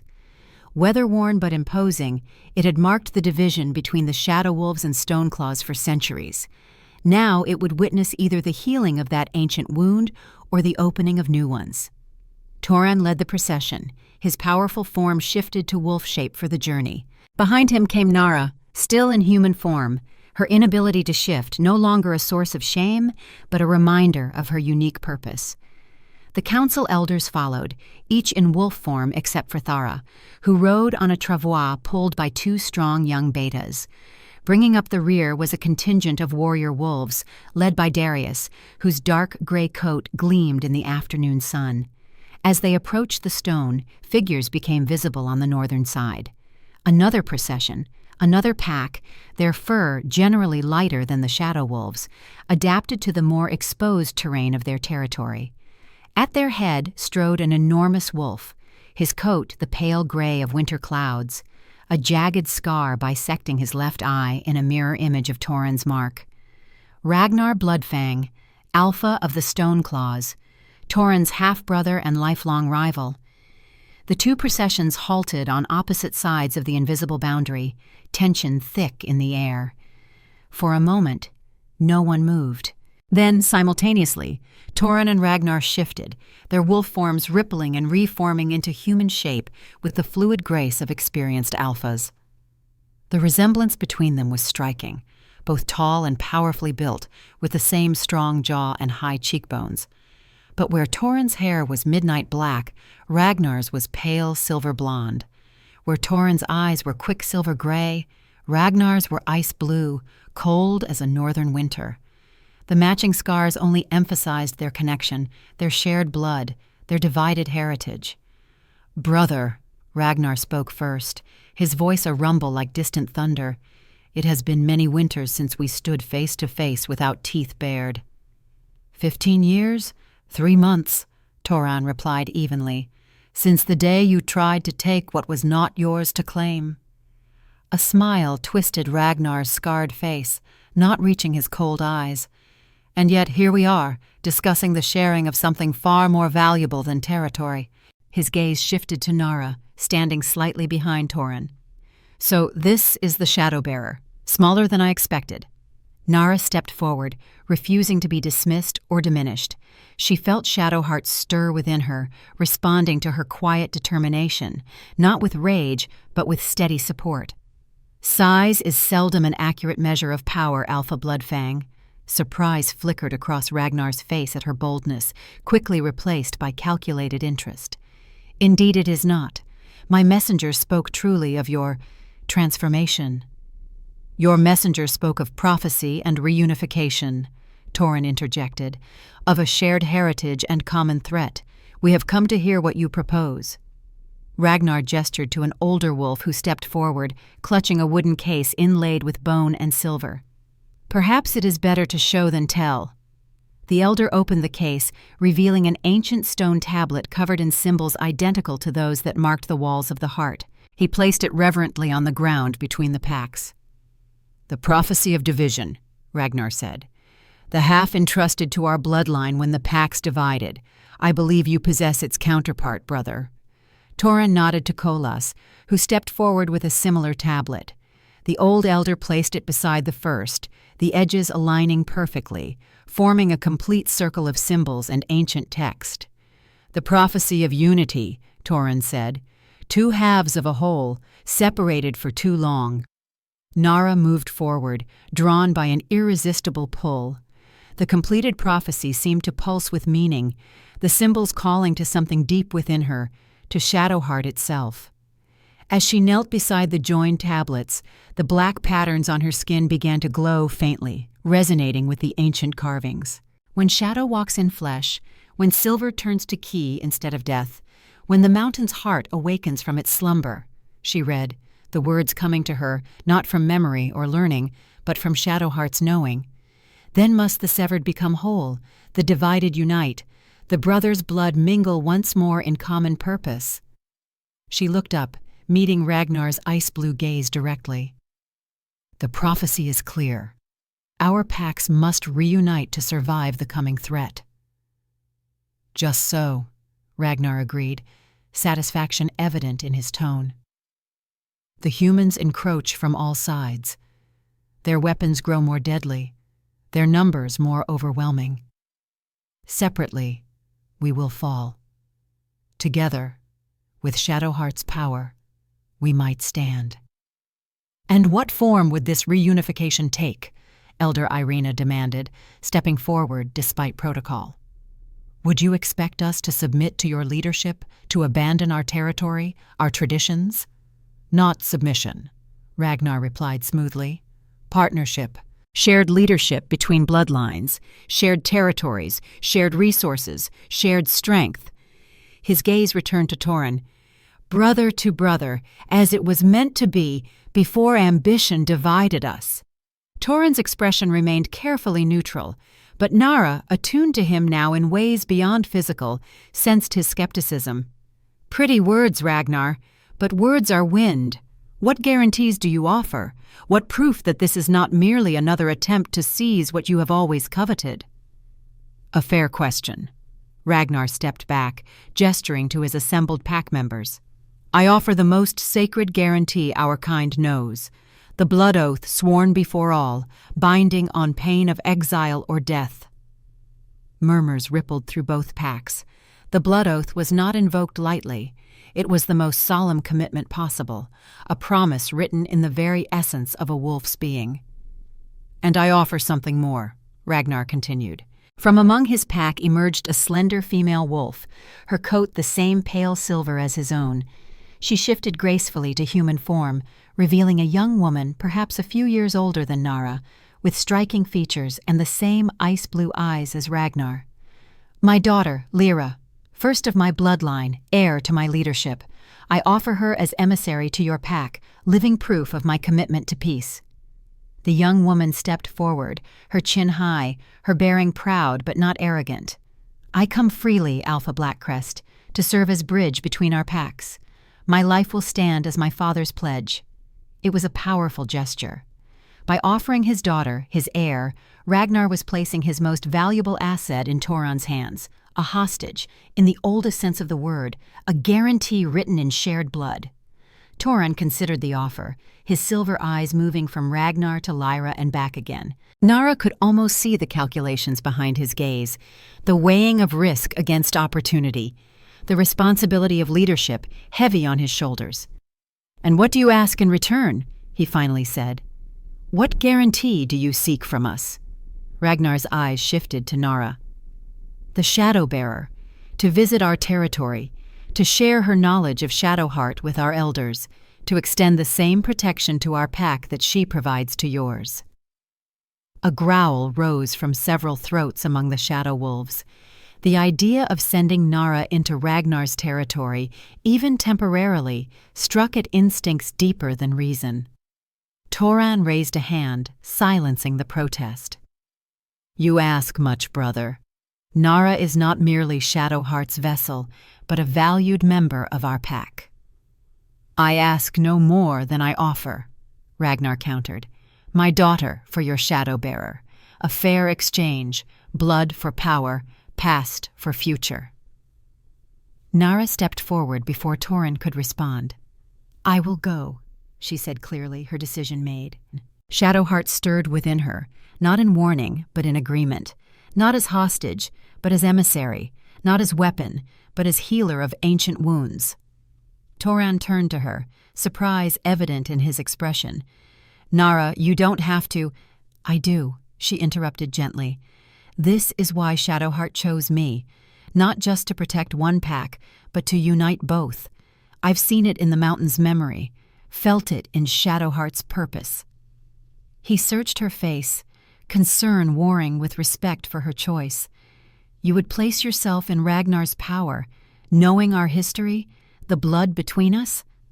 I place myself in no one's power but my own, she replied, feeling the truth of it in her bones, in the shadow that flowed through her veins.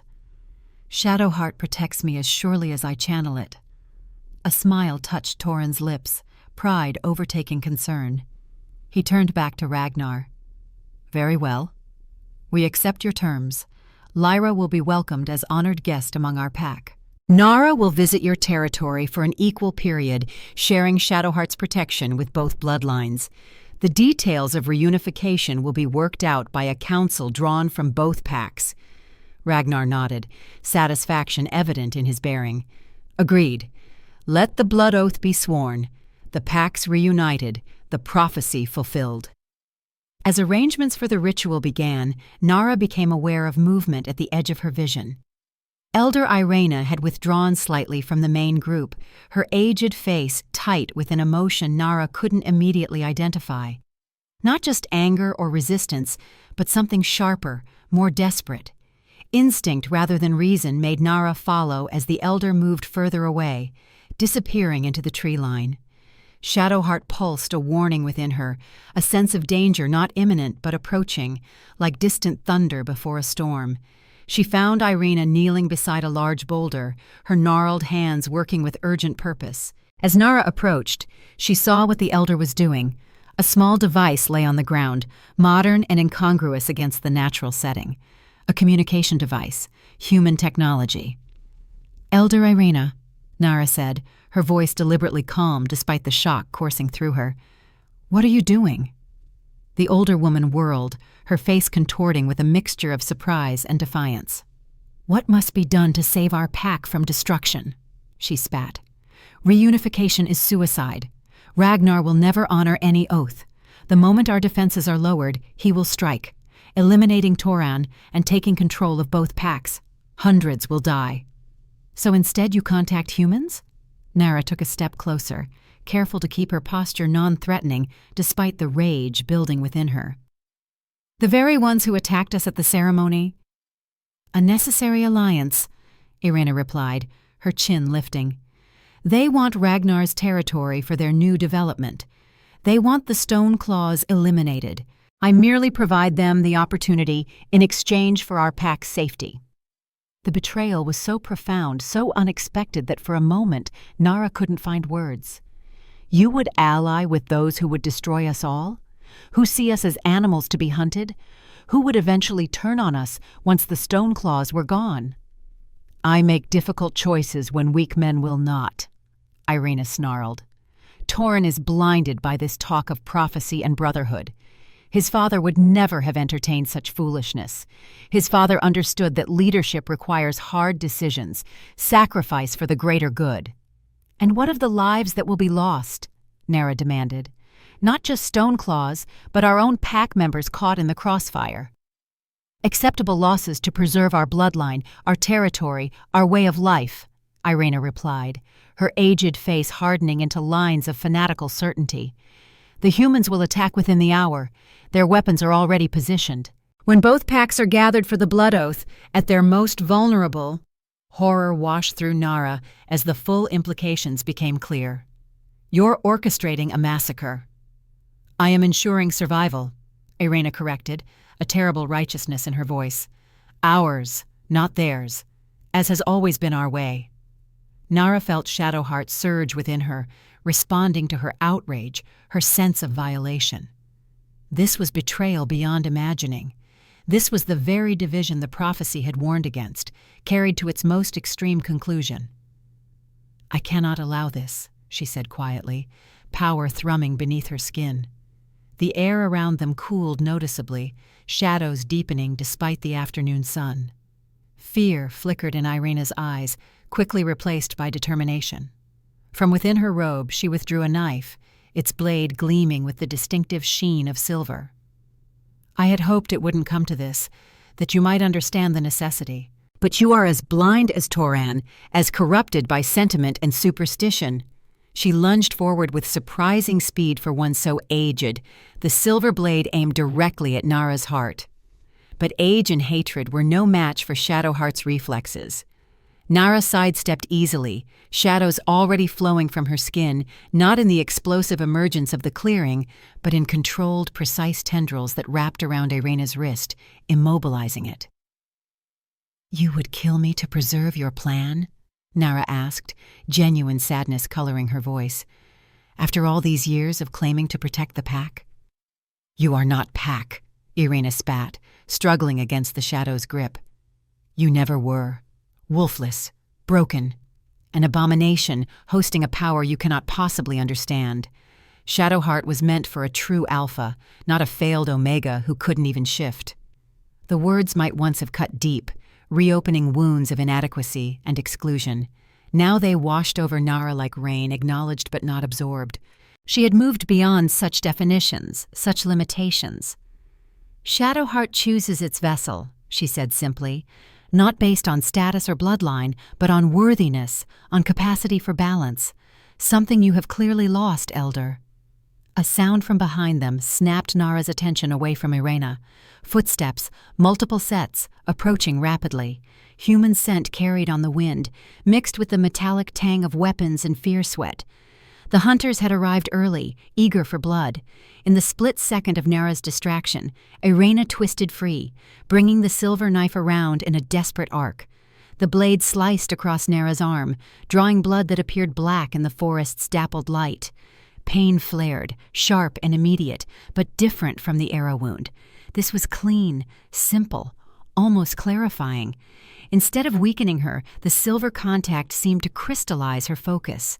Shadowheart responded not with rage, but with absolute clarity, a merging of purpose and power more complete than anything she had experienced before. Shadows exploded outward from her body, not consuming or destroying, but expanding, forming a dome of protection that encompassed both her and Irena. Outside, the sounds of human movement became more distinct.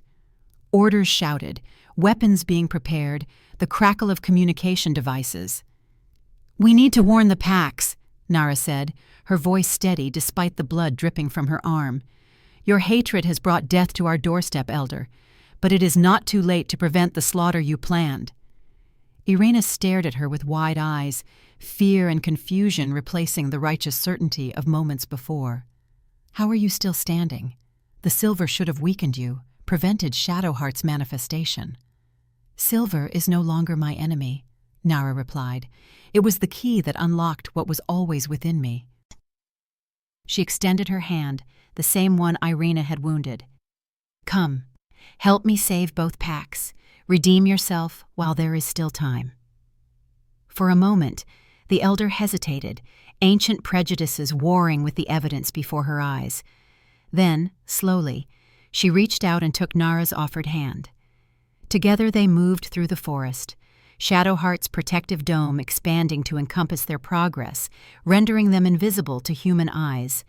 As they neared the boundary stone, they could see both packs gathered in a circle, the blood oath ritual about to begin. Torin stood at the center beside Ragnar, both men with sleeves rolled up, ritual knives in hand, ready to mingle their blood as symbol of the pack's reunification. Surrounding them were wolves from both territories, centuries of division about to be healed in a single sacred moment. And arrayed at the forest's edge, hidden but visible to Shadowheart's enhanced perception, human hunters with silver weapons poised to slaughter them all. "Toran!" Nara's voice carried across the clearing, amplified by Shadowheart's power. Every head turned toward her as she emerged from the trees, shadow flowing around her like a living cloak, Irena stumbling alongside her. "Ambush!" she called, pointing toward the hidden humans. "Hunters with silver, surrounding the clearing." Chaos erupted. Wolves shifted forms, some preparing to fight, others to flee. Toran and Ragnar moved with identical fluid grace to defensive positions, their previous enmity forgotten in the face of common threat. "How many?" Toran demanded as Nara reached him. "At least 30, she replied, heavily armed, silver bullets, arrows, blades. Ragnar's ice-blue eyes narrowed. "Betrayal," he snarled, turning to Toran. "Is this how the Shadow Wolves honor their word?" "Not the pack," Nara interjected, before hostilities could reignite. "Elder Irena, acting alone." She pushed the elder forward. "Tell them." Irena stood straighter, finding dignity even in disgrace. "I contacted the human hunters, offered them Ragnar's pack in exchange for our safety. It was wrong, misguided, born of fear and old hatred. But there is no time for recrimination now. They plan to eliminate both packs while we are gathered."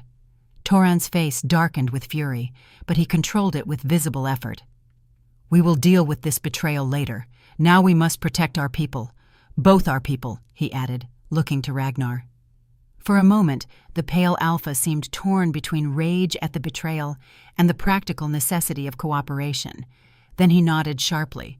"Together, then, as the prophecy foretold, though not as we imagined." Nara felt Shadowheart surge within her, responding to the moment of crisis not with destructive rage, but with protective power. This was its true purpose, not to destroy, but to safeguard, not to divide, but to unite. "I can shield us," she said, certainty flowing through her. "But not while fighting. I need to focus completely." Understanding passed between her and Torin without words needed. He turned to the assembled wolves. "Form a circle around Nara. Protect her at all costs. She is our shield, our only hope against their silver." Remarkably, wolves from both packs responded without hesitation, forming a protective ring. Darius took position directly before Nara, his shifted form massive and alert. Beside him stood Lyra in her pale wolf form, Ragnar's daughter, demonstrating where her loyalties lay in this moment of crisis. At the center of this living fortress, Nara closed her eyes, reaching deep into the connection with Shadowheart. Not fighting the power, but surrendering to it completely, becoming the perfect conduit for the mountain's ancient guardian. The transformation was unlike anything that had come before. No violent emergence, no loss of self, but a perfect synthesis of woman and shadow. Her body remained her own, but altered, her skin taking on the quality of living darkness, her eyes becoming twin pools of silver-purple light. Shadow flowed from her in controlled waves, expanding outward to form a dome over the entire gathering. As the first silver arrows struck the barrier, they simply dissolved, unmade by contact with absolute shadow. Bullets followed, meeting the same fate. Beyond the dome, Nara could sense the hunters' confusion turning to fear, as their weapons proved useless against a defense they could barely comprehend. Through it all, she remained conscious, in control, Shadowheart's power flowing through her like a river through a perfect channel. This was what the entity had waited for, what the prophecy had foretold. Not destruction, but protection. Not division, but unity. Hours seemed to pass, though it might have been only minutes. The attacks intensified, then gradually diminished as the humans realized the futility of their assault. Eventually, Nara sensed their retreat, their fear scent fading into the distance.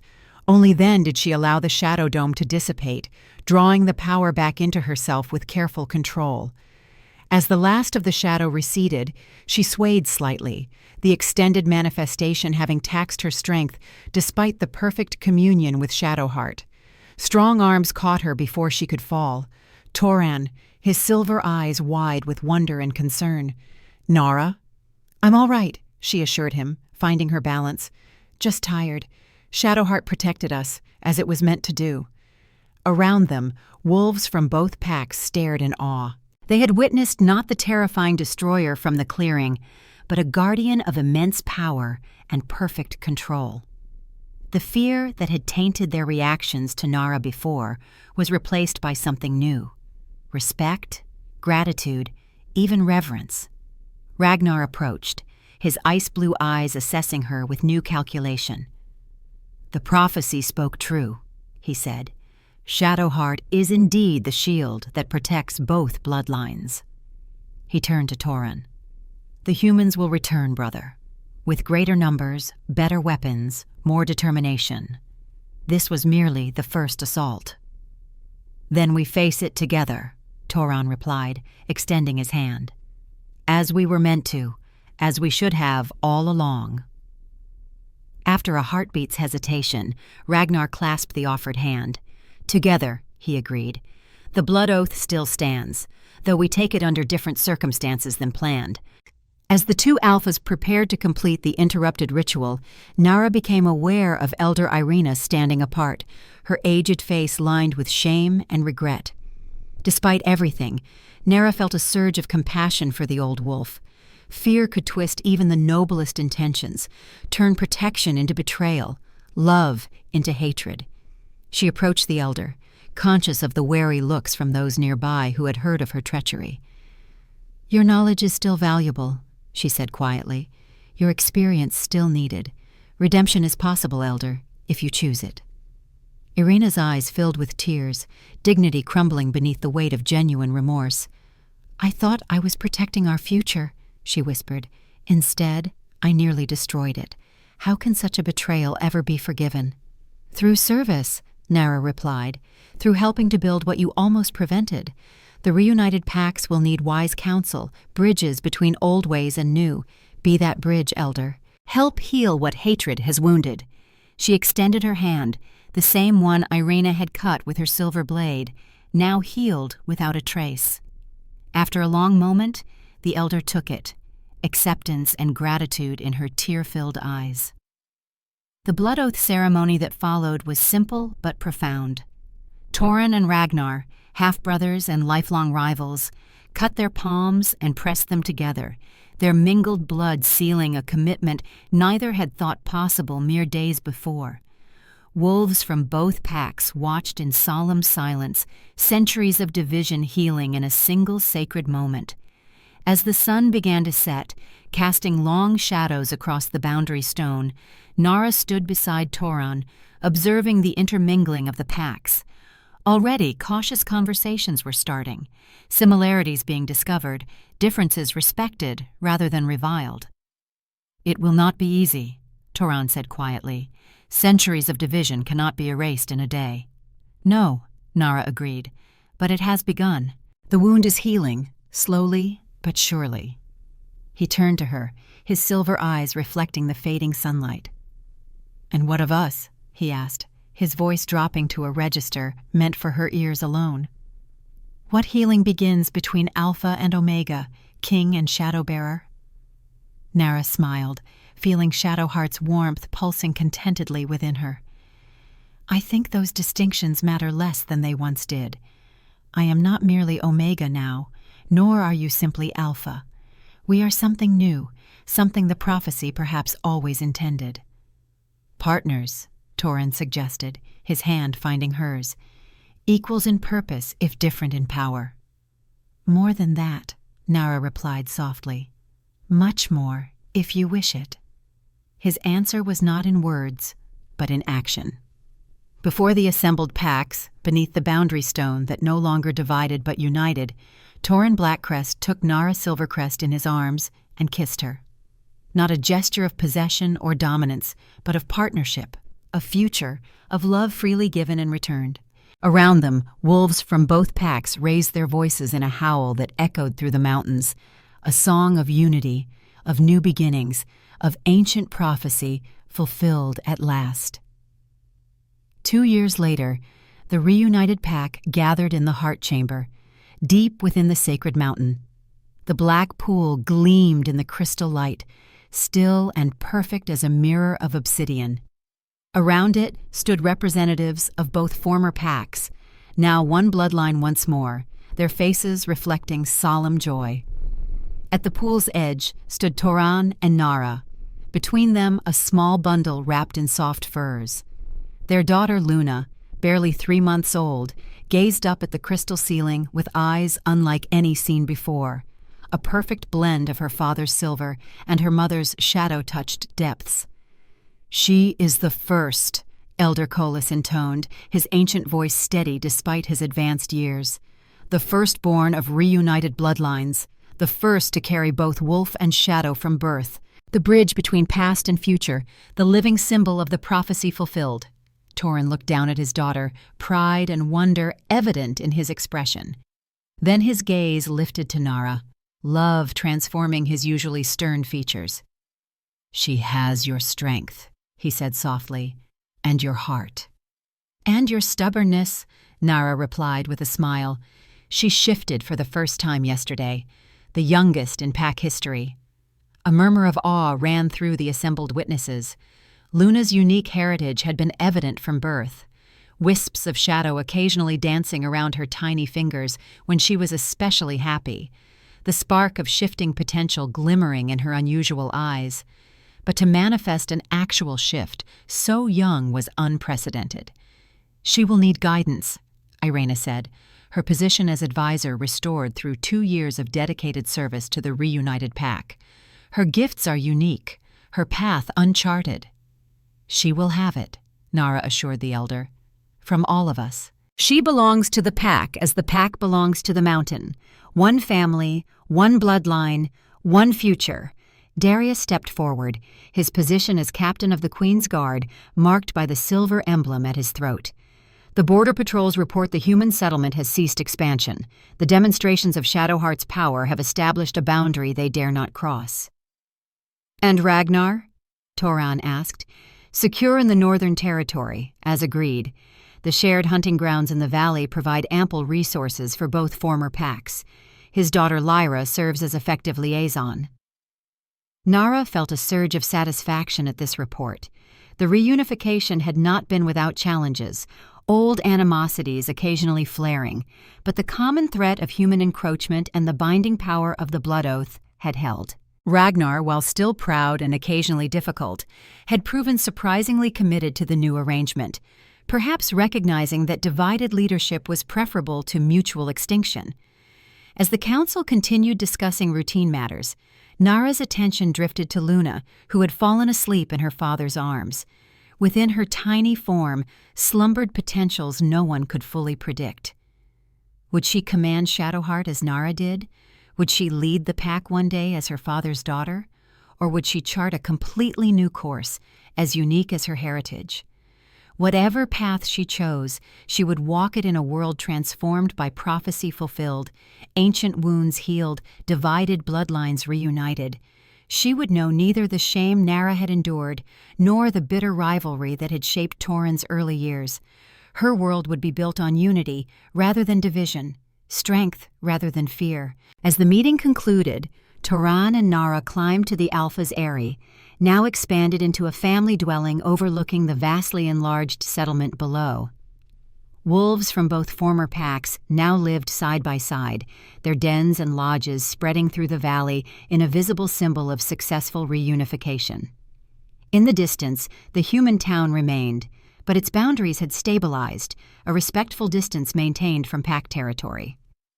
Occasional trading now occurred at designated neutral grounds, the beginnings of coexistence rather than conflict. It was fragile, this peace, but real nonetheless. A testament to Shadowheart's purpose, not as destroyer, but as protector, as boundary keeper, as guardian of balance. As Luna slept in her cradle of soft furs, Toran and Nara stood at the eyrie's edge, his arm around her waist, her head resting against his shoulder. The moon was rising, full and radiant, bathing the valley in silver light that turned the forest to a sea of ghostly shapes. "Do you ever miss it?" Toran asked quietly. "The simplicity of before? When you were just Nara, and I was just the Alpha?" She smiled, knowing he asked not out of regret, but curiosity. "No more than you miss the days when Ragnar was merely your enemy rather than your occasionally infuriating co-leader." His chuckle rumbled through his chest. "Some days that seems the simpler arrangement." "Simple isn't always better," she replied, turning in his arms to face him.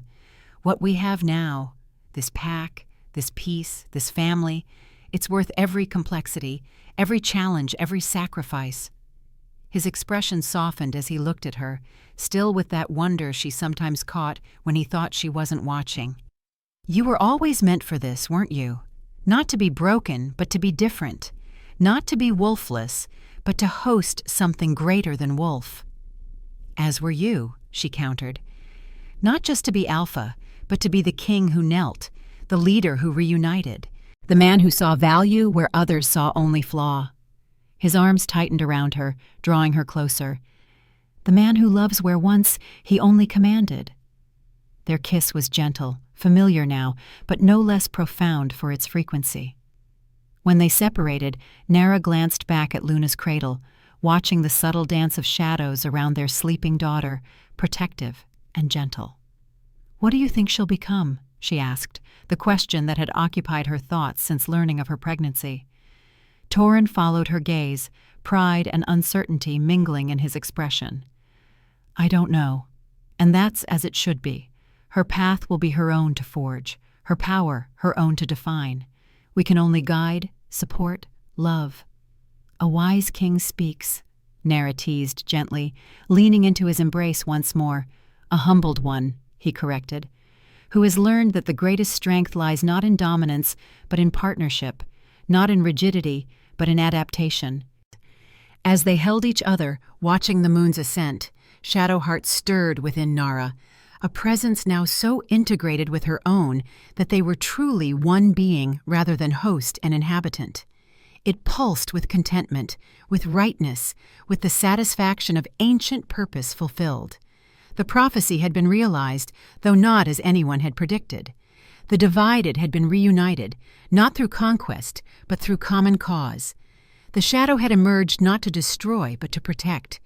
The king had found not a weapon, but a queen, not a subject, but an equal. And beneath the watchful moon, in the shadow of the sacred mountain, a new generation slept, dreaming of futures limited only by imagination, rather than constrained by ancient division. The legacy of shadow and wolf, of queen and king, of prophecy and choice, living on in perfect, beautiful balance.